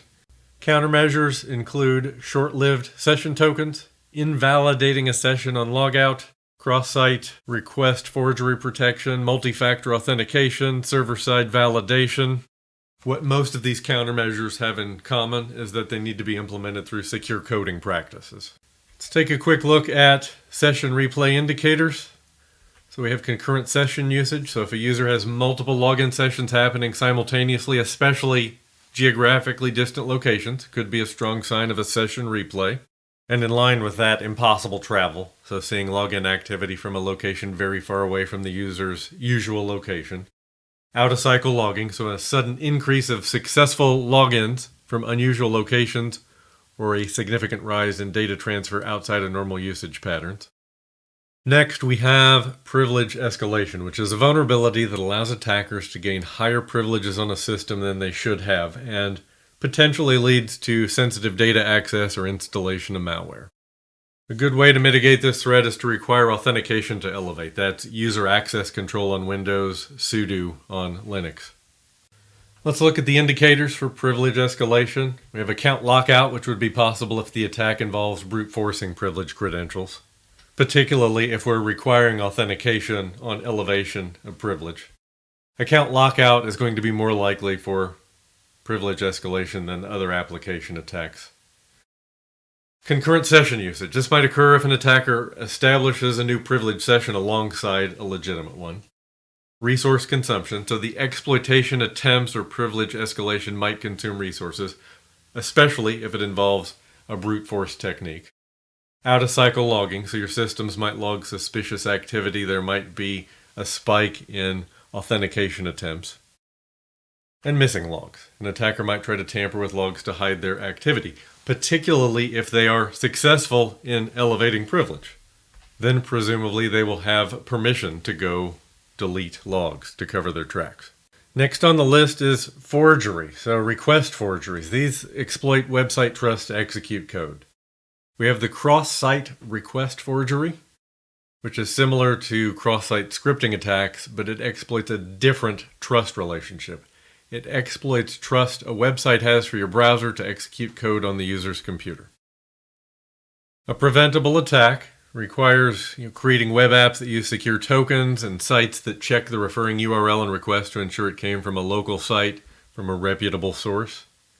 There's another request forgery I want to touch on that exploits the server's functionality to make unintended requests. It's the server-side request forgery, which is a type of injection in which the attacker targets a web application that fetches data from URLs provided by users. So the vulnerability lies in the server trusting the user-provided URL and acting upon it.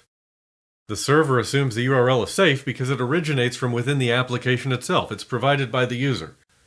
Defense would include input validation and sanitation, an allow list or deny list approach limiting the URLs accepted as input, and certainly, as with some other injection and forgery attacks, we could drop a web app firewall in front of this application with an OWASP core rule set to prevent these attacks.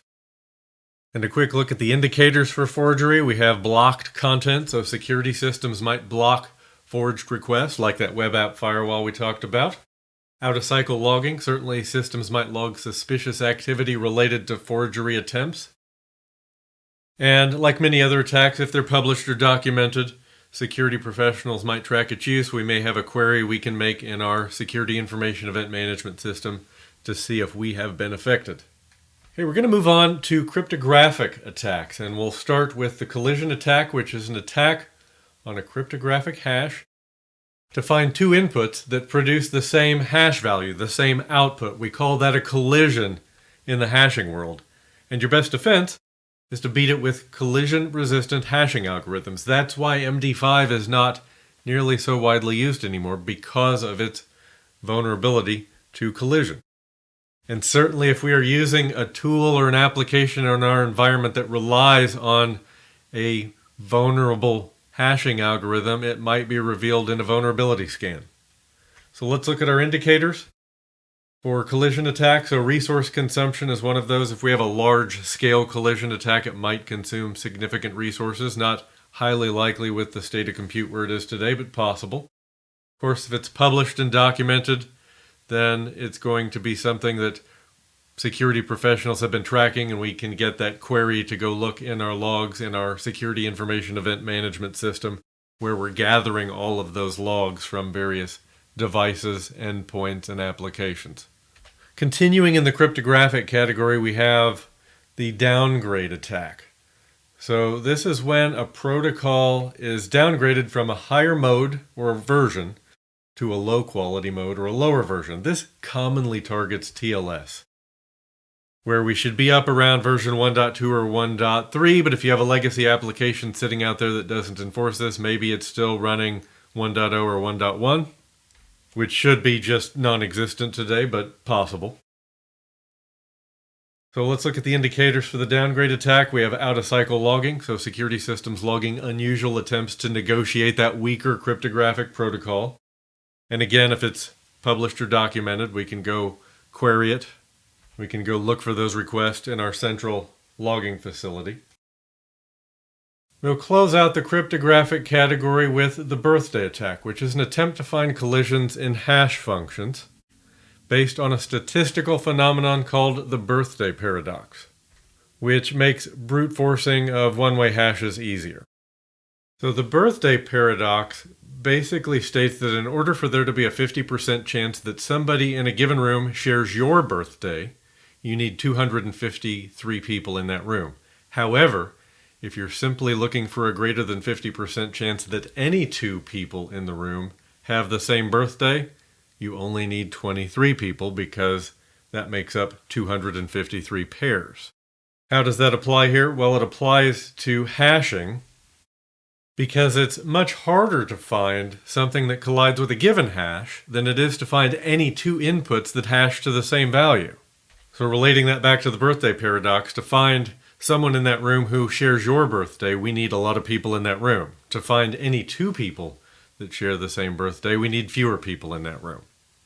The birthday attack commonly targets digital signatures. Indicators for the birthday attack.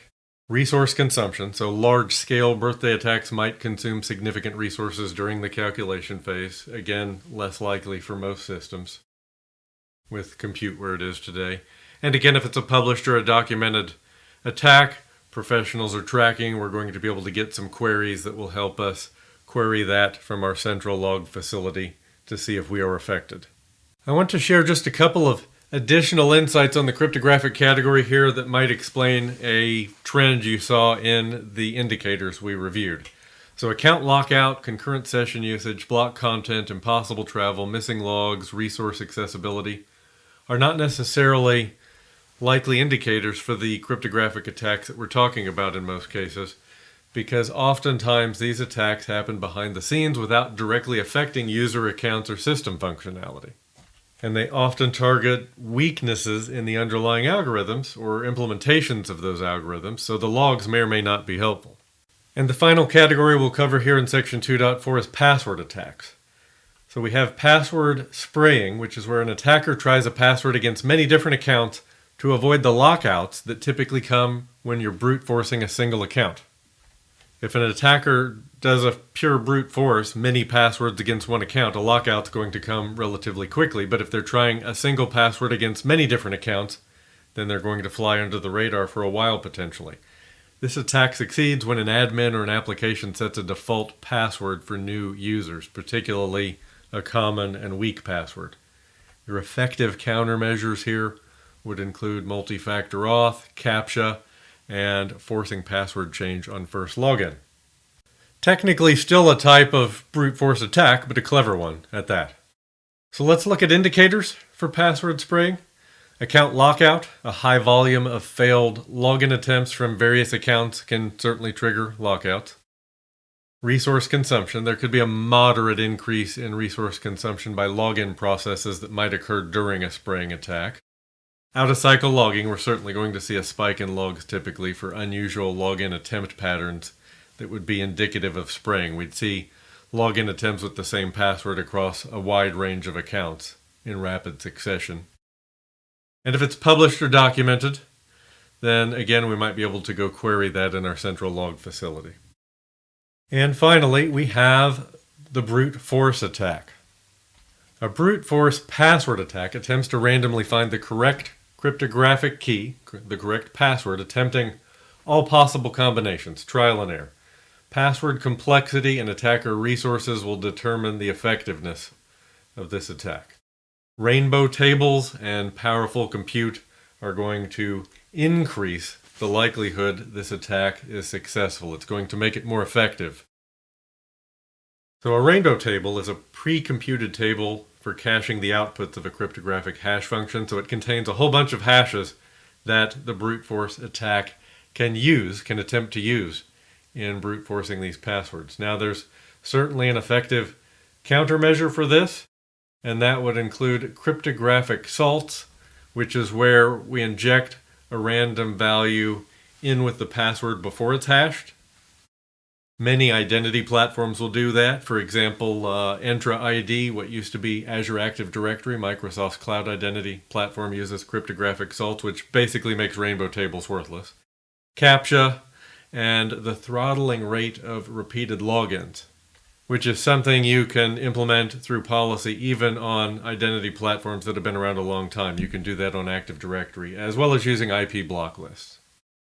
So let's look at the indicators for brute force. So we have account lockout because of the repeated failed login attempts, resource consumption due to the high number of attempts. Out-of-cycle logging, we're going to see a spike in login attempts in our logs. And then again, if it's published or documented, another way we can go in and query our central log facility to see if we are affected. That brings us to section 2.5, where we'll focus on mitigation techniques. The syllabus directs us to explain the purpose of mitigation techniques used to secure the enterprise. And there's quite a list here. From segmentation and access control to the very narrow topic of application allow list to the very broad concept of encryption. We see monitoring, least privilege, configuration enforcement, which really means configuration management in this context, and decommissioning, which really means focus on secure decommissioning, so sensitive data is not recoverable. And we see a long list of hardening techniques which seem to be largely endpoint focused. Many mitigation techniques in this list are security controls, so we'll begin with a quick comparison of terms and then get into the technical details. I want to start with that phrase mitigation technique. So mitigation refers to the process of reducing the severity or seriousness of the potential consequences of a risk. So the mitigations here are a form of security controls, but it's more about managing and minimizing the risks rather than eliminating them. Security controls, more broadly speaking, are safeguards or countermeasures implemented to protect an organization's assets. You'll hear these terms used interchangeably, but technically, safeguards are proactive and countermeasures are reactive. We'll begin with segmentation, and we're going to start with the basics of network segmentation. So in segmentation, the security of services that are permitted to access or be accessible from other zones in our environment involve a strict set of rules controlling this traffic. Rules are often enforced by the IP address ranges of each subnet, will often only allow ingress on specific ports, and within a private subnet, segmentation can be used to achieve departmental, infrastructure, application, or data isolation. And I'll give you a visual of that concept in just a minute. But on-prem, segmentation may be physical or logical. In the cloud, segmentation is usually logical. And what I mean by that is physical segmentation is with hardware, and logical segmentation is with software and configuration. So that answers the basics of what is segmentation, but an equally important question is why should we implement segmentation in the first place? What are the benefits to the organization? Performance is one. So when we locate systems that communicate frequently on the same network segment and take systems that rarely or never communicate and put them on separate segments, it's going to reduce the amount of traffic in each of those segments. It's going to reduce broadcast traffic. And by association, it automatically reduces at least some communication problems. It's going to reduce congestion and contain communication issues like broadcast storms to individual subsections of the network. And most important to our function here is it provides security. It can improve security by isolating traffic and user access to those segments where they are authorized, protecting sensitive data and resources. And when we do have an issue, if it's a performance issue For a security issue, it's going to reduce the scope of the issue. And in the face of security, it's going to reduce the scope of a potential security breach, because we at least have the possibility of isolating it to a specific segment of our network to contain it right out of the box. So with the proliferation of cloud, where we have all sorts of logical segmentation techniques available to us, we saw a rise of the term microsegmentation. So this takes the concept of logical segmentation to a more granular level by further dividing apps or workloads. The small segments, or microsegments, contain a specific workload or functionally similar or even identical nodes. And we target those microsegments with specific policies and security controls based on the workloads or systems that we've put in those segments. And this potentially even further limits the scope of impact, outage, or breach, lateral movement. It shrinks that blast radius, so to speak. I want to shift focus for just a second and talk about segmentation in the context of the public cloud. So here we have virtual networks, public and private subnets, segmentation, API inspection, all important elements in cloud network security. What I wanted to start with here is what we call a virtual private cloud. It's a virtual network that consists of cloud resources where the VMs for one company are isolated from the resources of another company. And separate VPCs can be isolated using public and private networks or segmentation. Subnets are configured within VPCs, which can communicate by default, but that virtual private cloud is essentially that network range. In fact, VPCs in the cloud are typically isolated from each other by default. But that concept of a VPC exists in all the major public clouds, but they don't all call it exactly the same thing. In AWS, it is in fact a VPC. In Microsoft Azure, it's called a virtual network, or VNet for short, and in Google Cloud Platform, it's also a VPC. A related concept in the cloud that helps with microsegmentation is something called a security group or a network security group, which acts as something of a virtual firewall for VPCs, VNets, and resource instances like your virtual machines, your databases, your subnets. It carries a list of security rules, IP and port ranges, that can allow or deny network traffic to resource instances on the subnets within the VPC. So it provides a layer 4 virtual firewall for a collection of cloud resources within the same security posture. It exists in multiple CSPs. The details vary slightly with each. In AWS, it's a security group. In Azure, it's a network security group. In Google Cloud Platform, they basically rely on virtual firewall within the VPC. But this is a logical control that only exists in the public cloud. Now, just to give you a visual on this, let's look at a simple cloud segmentation example. We have a VPC or a VNet. Pretty big address pool there. The CIDR range you see is a 10.0.0.0 with a /16. And we have our server subnet. And we have our database subnet. And within that network, those subnets are allowed to communicate by default. And generally speaking, your on-premises endpoints will not be able to communicate by default unless we take steps. So we'll need hybrid connectivity from on-prem to the cloud, plus some other configuration potentially. So other VPCs or VNets would not be able to communicate with this one by default, generally speaking. Now we can change that, so it does require network peering or a VPN configuration, but your subnets within that network are going to be able to communicate by default, except where we put restrictions on it with a security group or a network security group to put some port restrictions and some source and destination, some ingress and egress restrictions. So if we look at a network security group, basically you'll see here that it looks a lot like a firewall table, like firewall rules table. And the action column determines if the rule allows or denies traffic, and you'll notice that the lower the number, the higher the priority, and that there's a kind of a catch-all at the end there. So just as on a typical hardware firewall, if there's no allow found as it goes down the list, it's going to deny. And it is a vendor agnostic exam, so I don't expect it's going to get too in the weeds on segmentation in the cloud, but I wanted to give you the basics so you're ready for the big day.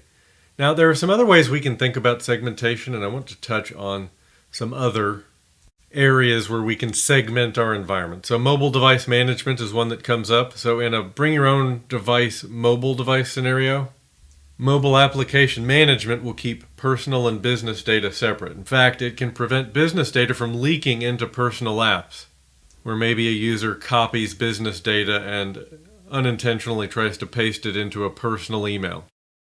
And then when that user separates from the organization, we can also do a selective wipe, so we can remove the business data, the business context from the device without affecting their personal data. And several of your big mobile device management platforms have that functionality. Microsoft Intune, AirWatch will have something equivalent to that. From an endpoint perspective, we might segment devices that have become vulnerable, like an unpatched printer, for example, where there are no updates. You could place these printers in their own VLAN. Non-compliant devices can be quarantined until they're remediated. So if we have a desktop or a laptop connected to the network that's not up to date on its latest patches, for example, it could be quarantined and sent over to a remediation network. We call that network access control. That's another one of those features that will vary a bit by vendor in terms of its naming. Application, so within a private subnet, VLANs can be used to carry out segmentation and traffic filtering for sensitive apps and data. We could also enforce these rules with subnets and firewalls. We're going to move on to access control, and we'll talk through 5 access control models or systems, and we'll finish on those that I think are most relevant for the exam and really the intention of this module. There's mandatory access control, where the access policy is determined by the system, not the object owner. It relies on classification labels that are representative of security domains and realms. Discretionary access control, on the other hand, permits the owner or creator of an object to control and define its accessibility because the owner has full control by default. A good example of discretionary access control: NTFS file permissions on Windows.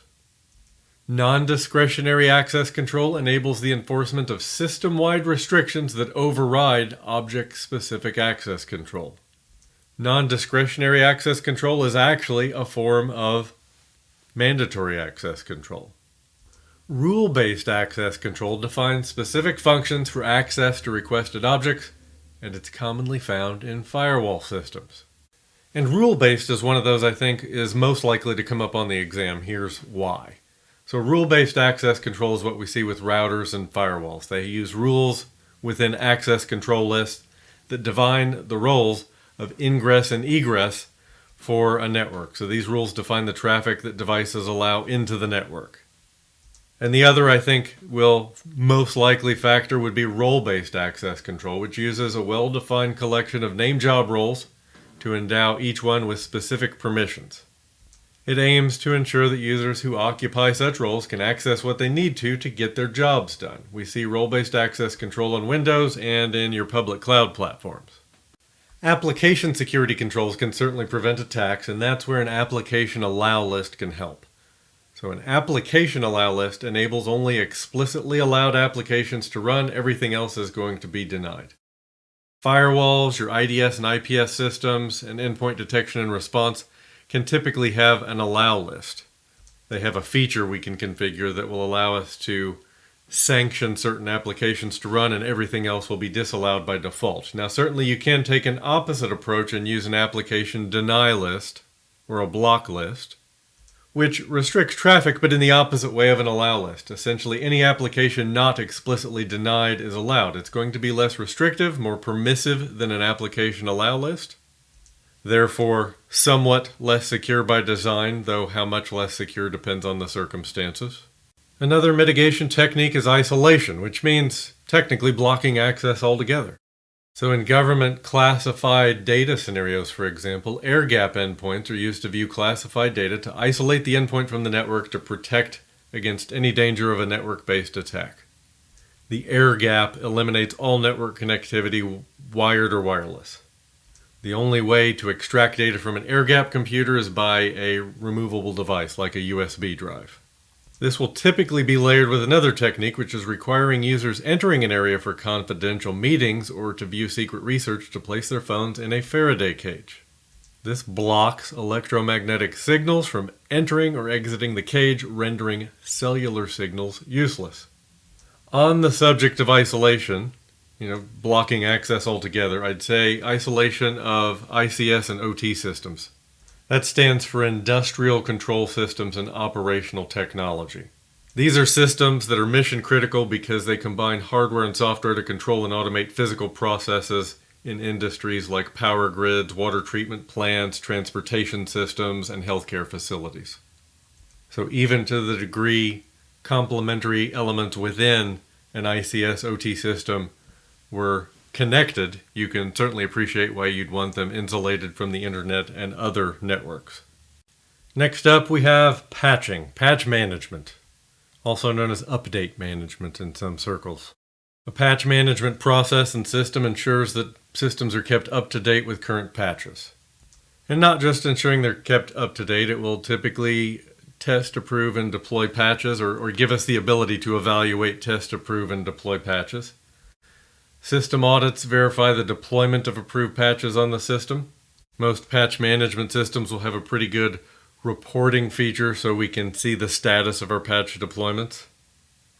And we want to make sure we patch both native OS and third-party apps, not just operating systems, not just the apps from the company that makes our operating system, but all those third-party applications we're installing as well. So yes, we need to patch Windows, yes, we need to patch Microsoft Office, but we need to also patch Adobe and everything else we've installed there and make sure those are up to date. And most of your vendors are going to have a regular cadence for patching, but we need to make sure that we can apply out-of-band updates promptly as well. Every now and again you'll have a critical patch, something for a 0-day threat, and we'll need to get that out more quickly. And it's so important that we have a robust patching practice because organizations without patch management are definitely going to be open to experiencing more outages from known vulnerabilities that could have been prevented through simple patch management. And I want to touch briefly on often overlooked areas in patch management that result in a weak patch management program. So certainly firmware comes immediately to mind. It's commonly overlooked in IoT devices and other embedded systems like your voice-over IP phones. We don't really think of a voice-over IP phone, a VoIP phone, as being a computer, but that's really how we need to treat it. It's a device with an IP address on the trusted network, so it gives an attacker, a target, a place to establish persistence. From an operating system perspective, certainly Windows has historically been and continues to be the biggest target, but we do need to keep Mac and Linux patched also.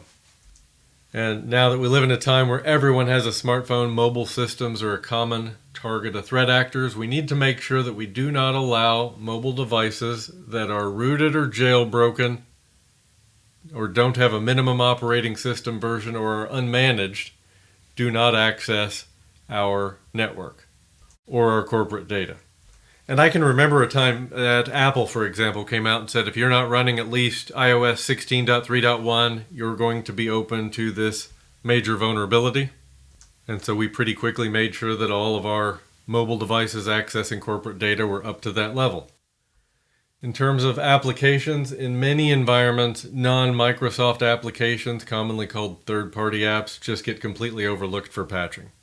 And this is due in part to the fact that many management tools and software vendors don't offer the same level of automation, and Microsoft is one of those. They're great about patching their own software, but all of those other applications are not their responsibility, which means we need to make some decisions around the tools we use to manage our patch management program. Moving on to encryption, we'll start with a hardware root of trust. This is a line of defense against executing unauthorized firmware on a system. And when certificates are used in full disk encryption, like BitLocker on Windows, they use a hardware root of trust for key storage. And it's the hardware root of trust job to verify that the keys match before a secure boot process takes place. And that secure boot process is supported in your desktop platforms generally by a trusted platform module, a TPM, which is an implementation of a hardware root of trust. The TPM itself is a chip on the motherboard of the device. And it's multi-purpose in that its function is storage and management of keys used for functions like full disk encryption and secure boot of the device operating system. But it provides the operating system with access to keys, to the encryption keys, but prevents drive removal and subsequent data access. What I mean by that is if an encrypted drive is removed from a system, the data on that drive is inaccessible since the encryption keys are in the TPM. So we'll circle back and drill down on full disk encryption in just a moment, but before we do, I want to talk about boot integrity. Boot integrity ensures the host is protected during the boot process, so all protections are in place when the system is fully operational, when the OS is booted and a user is logged in. And it begins with Unified Extensible Firmware Interface, or UEFI. UEFI is a modern version of BIOS that is more secure, and it's needed for secure boot of the operating system. The older BIOS cannot provide secure boot. So measured boot is a secure boot process where all components from the firmware, applications, and software are measured and information stored in a log file, and the log file is on the Trusted Platform Module chip on the motherboard. Trusted secure boot and boot attestation is something we see in operating systems like Windows 10, which can perform a secure boot at startup where the OS checks that all of the drivers have been signed. And if they haven't, the boot sequence fails as the system integrity has been compromised. And this can be coupled with attestation, which signifies the software integrity has been confirmed. In fact, BitLocker, full disk encryption, implements attestation and its keys are stored on the TPM. So on the topic of drive encryption, we have full disk encryption, which is built into the Windows operating system. It's called BitLocker, and it's an implementation of full disk encryption. The keys for BitLocker are stored on the TPM. On the Linux platform, you have a similar feature called dmcrypt. You can also implement drive encryption through hardware, so a self-encrypting drive is how we do that. Encryption on a self-encrypting drive is built into the hardware of the drive itself. Anything that's written to that drive is automatically stored in encrypted form. And that's going to have some security and performance advantages because it's driven from hardware rather than software. But a good self-encrypting drive should follow the Opal storage specification. In fact, we can take a second and just unpack each of these a little bit further. So, full disk encryption under the hood. When you're working with BitLocker, you've got the Trusted Platform Module on the motherboard that's used to store the encryption key. So when the system boots, it can compare the keys and ensure the system hasn't been tampered with. That's that hardware root of trust functionality. When you're using certificates for full disk encryption, they use that TPM, that hardware root of trust that verifies the keys match. So on the topic of self-encrypting drives, I mentioned the Opal storage specification, which is essentially the industry standard for self-encrypting drives. It's a hardware solution, so it will generally outperform the software-based alternatives. And because it's a hardware-based solution, they don't have the same vulnerabilities as software, and they are therefore more secure. The self-encrypting drives are solid-state drives. They're purchased, already set to encrypt data at rest, and the encryption keys are stored on the hard drive controller. They are immune to a cold boot attack, and they are compatible with all operating systems. Self-encrypting drives are effective in protecting the data on lost or stolen devices like a laptop, because only the user and the vendor can decrypt the data. We're going to move on to monitoring, and we'll look at monitoring from a couple of perspectives germane to this module's focus. And I want to start with monitoring privileged operations. Privileged entities like our administrators are trusted, but it is possible that they abuse their privileges. So it's important to monitor all assignment of privileges and the use of privileged operations. The end goal is basically to ensure that trusted employees do not abuse the special privileges they're granted. So monitoring these operations can also detect many attacks because attackers commonly use special privileges. And really one of the foundational components of monitoring privileged operations or anything else is log monitoring. Logs from various systems, services, and devices record the details of activities on our systems and our networks. And it takes multiple logs to get the full view of a security breach.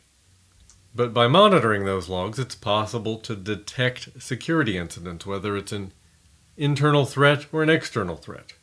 But it takes more than just people to catch up with this log monitoring. We really need automated log monitoring to automatically detect and investigate potential incidents. And today, centralizing log collection for your cloud and on-prem infrastructure and applications and automating investigation is absolutely the norm. It's the only way to keep pace with the threats out there. And the centralized monitoring solution that's become very common today is the SIEM and SOAR strategy. So we have Security Information Event Management, which is the system that collects data from many other sources in the network. It provides real-time monitoring, analysis, correlation, and notification of potential attacks. And with SIEM, we frequently see SOAR, Security Orchestration, Automation, and Response, which is centralized alert and response automation with threat-specific playbooks, and response may be fully automated or single-click. But you'll find many providers deliver these capabilities together. And generally, these solutions use AI, machine learning, external threat intelligence feeds, and the solution will be run from a security operations center staffed with SOC analysts.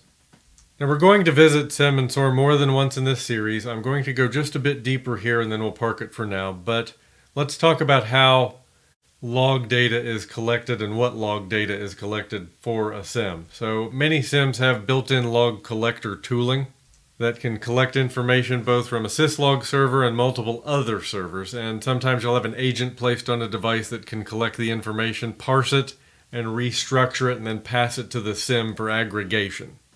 But depending on the solution, it might be an agent, it might be directly from syslog, it could be through an API. But the idea is that the SIEM is going to aggregate the logs. That log aggregation is going to correlate and aggregate the events so the duplicates are filtered out. We have a better understanding in network events, and it'll help us to identify potential attacks. And it's typically going to standardize that data to a common event schema as well. So it allows us not only to have insight across our entire environment, but then we can, with a single query data across many different log sources. But the data inputs are varied and extensive. It can collect a massive amount of data from various sources, and that might include your identity management system, mobile device management, the cloud access security broker, extended detection and response, and more. But as you move along in your security career, you're definitely going to hear more about SIEM and SOAR. And we'll definitely come back to it again in this series. But I want to move on to the principle of least privilege and its core focus, which is limiting access and damage. So, in fact, need to know and the principle of least privilege are two standard IT security principles that are implemented in secure networks. They limit access to data and systems so that users and other subjects only have access to what they require. They help prevent security incidents, and they also help limit the scope of incidents when they occur. And when these principles are not followed and security incidents do happen, they result in potentially far greater damage to the organization. And in fact, there's a third principle that you can put with these, and the three together serve a complementary goal. So there's separation of duties, which is a basic security principle that ensures that no single person can control all the elements of a critical function or system. It reduces the likelihood of collusion amongst employees, simply because it makes it more difficult for two employees to work together undetected, more difficult. Then we have least privilege, where a subject should be given only those privileges necessary to complete their job-related tasks. This can prevent or limit the scope of security incidents and data theft. And need to know limits access to information to those who genuinely require it to perform their job duties, which will both minimize the risk of data leak and increase accountability. And these three together are very powerful. Next up is configuration enforcement, and here we'll focus on configuration and change management. These two, when done right, can prevent security-related incidents and outages. Configuration management ensures that systems are configured similarly and configurations are known and documented.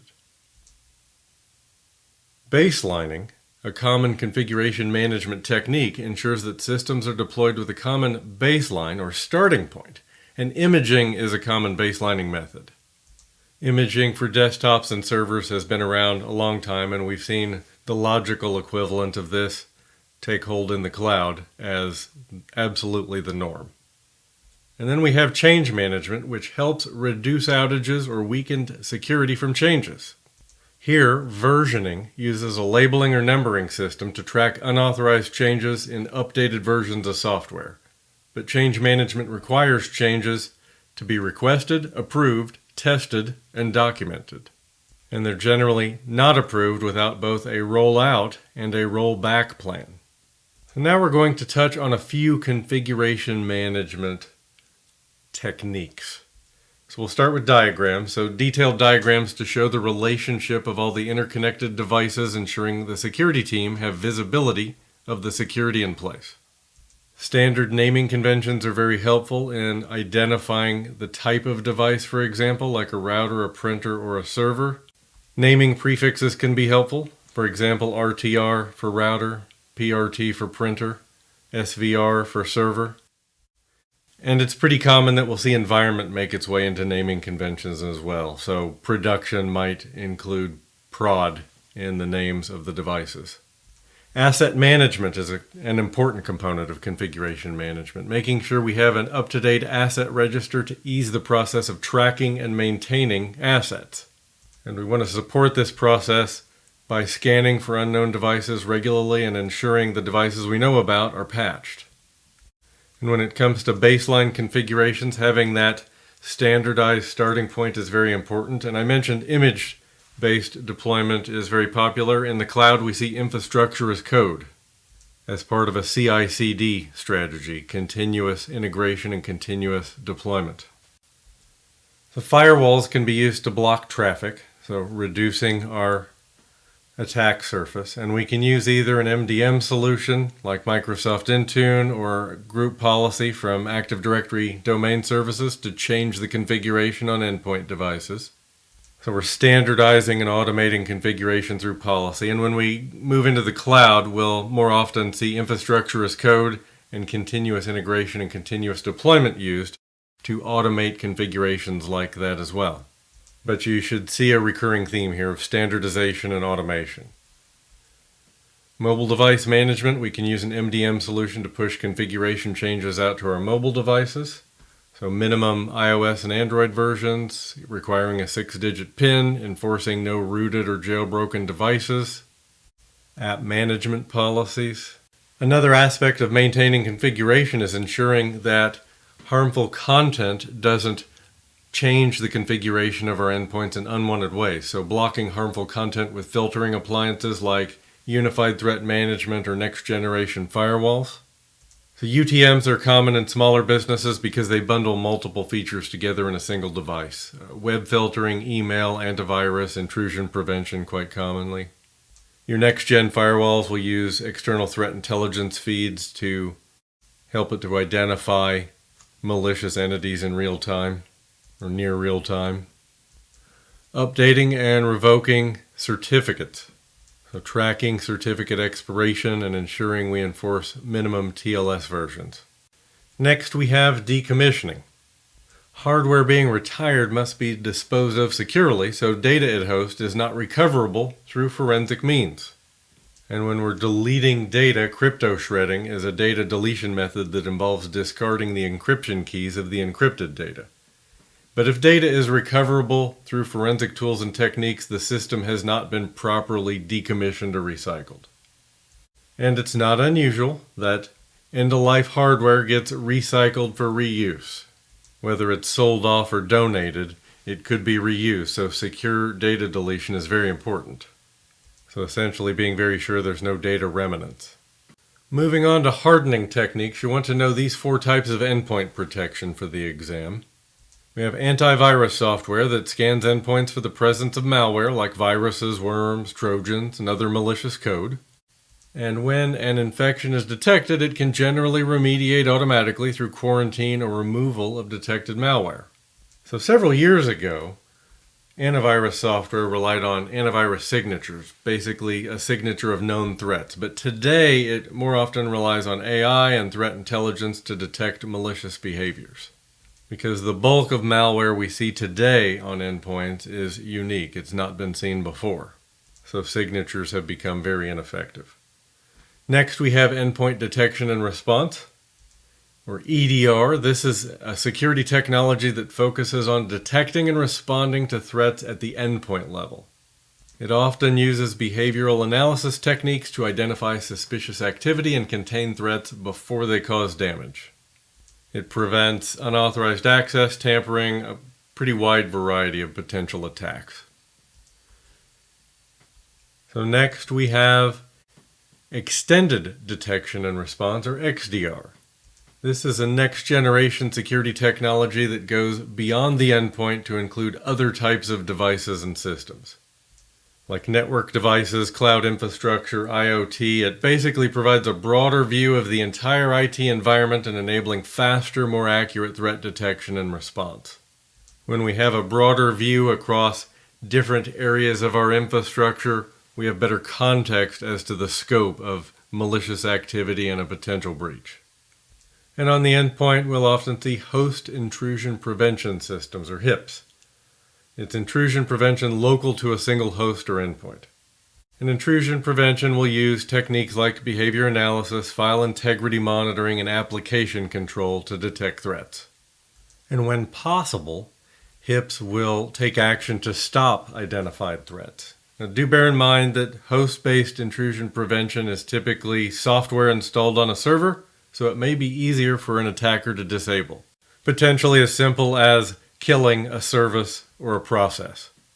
So while we're here, we saw host-based intrusion prevention called out as a line item on the syllabus, and it's IDS or IPS in software form installed on a host, often a server. But I want to talk about the difference between IDS and IPS. So we have host-based intrusion detection systems, the IDS, which analyzes whole packets, both header and payload, looking for known events, and when a known event is detected, a log message is generated, maybe an email alert. HIPS, on the other hand, intrusion prevention, analyzes the same packet, header and payload, looking for known events, and when a known event is detected, the packet is rejected. It's going to focus not just on reporting and alerting like intrusion detection, it's going to focus on prevention. In the hardening category, we also saw host-based firewall on the syllabus. So an application firewall that's built into desktop operating systems like Windows or Linux. And as with HIPS, because it's an application, it's more vulnerable to attack in some respects versus a hardware firewall. And as with HIPS, restricting service or process access to ensure malicious parties cannot stop or kill the firewall that's running is important. But it's very common that we'll see host-based and network-based firewalls used together in a layered defense. And likewise with intrusion prevention, not at all unusual that we'd see host-based intrusion prevention systems and network-based intrusion prevention systems used as part of a layered defense. They're going to be complementary in several respects. And to wrap up hardening techniques, we're going to look at a few best practices for the endpoint. So closing open ports and disabling unneeded services. So listening ports should be restricted to those that are necessary and filtered to restrict traffic, and disabled or closed entirely if unneeded. Any unused services should be disabled. And we can certainly block through a firewall or disable the underlying service. If we don't need remote desktop protocol very often, for example, maybe we block it through a firewall and we have an option to enable that port, to open that port up just in time. But we don't disable the underlying service completely. And then we have the registry. This is a Windows item, so access to the registry should be restricted and updates controlled through policy where possible. So eliminating human error wherever we can. And we always want to take a backup of the registry before we start making changes. And then there's operating system hardening. So OS hardening can often be implemented through security baselines. We can apply our desired settings through imaging or through Active Directory group policies or management tools like a mobile device management platform like Microsoft Intune or AirWatch, which really give us enterprise endpoint management, so not just mobile devices, but Windows and Mac as well. And we could roll up all of these configuration items, the ports we want to restrict, the services we want to disable, the firewalls we want to configure, the registry we want to secure, the operating system settings that are important for reducing our attack footprint, and roll those all up into a baseline. And then implement that baseline through imaging or group policies or scripts or some combination of all of those. If we have any services or apps, or if the operating system have pre-created users with a default password, that should be changed before deployment. And removing unnecessary software, so making sure any software that's definitely unneeded is removed to reduce the attack surface and the patching burden. And always use OS imaging over third-party uninstallers when you're dealing with bloatware or other potentially unwanted applications. Those freeware third-party uninstallers you find to remove difficult to eliminate bloatware can potentially uninstall other components you're not aware of, or maybe leave behind unwanted software of its own.